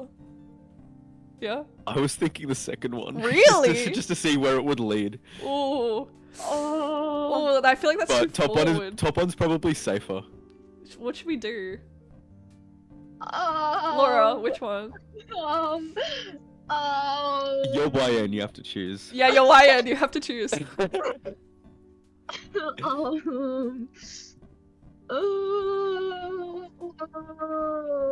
I don't know. Oh my god. I like the first two answers. Like, I No, don't know. not the How high about we don't six. choose either of them and go for high six. No, I don't want to go for We are high not going six. for the high six. We are not Let's going do the for high top six. one because it's safe. Yeah. Okay. He gives you an amused chuckle. You both look around the disaster scene of a kitchen. Since Mabel conveniently had other things to do, she left you and Ford with the task of cleaning everything. Ford rolls his sleeves up and adjusts his glasses. I want to see him with his sleeves rolled up. He had his sleeves rolled up in the fully In the rendered thingy, one. yeah. Oh, damn. Okay. Come on, let's get this kitchen cleaned up. Yeah. Oh my Oh, god. Wait, what? dude. Maybe we should have gone for the high six. Gone for the high six. Damn. No. It seems to think we're doing Unlucky. terribly. You know what? It could have been the reaching to get the flour out of his hair. Okay, Yeah. maybe. Damn, I it kind was of too see forward. it. Yeah. Damn. Oh my god. He'll learn to love us. He will learn to love us. Learn. It'll just take a while. At least we're not being like obnoxiously forward with him, right? No.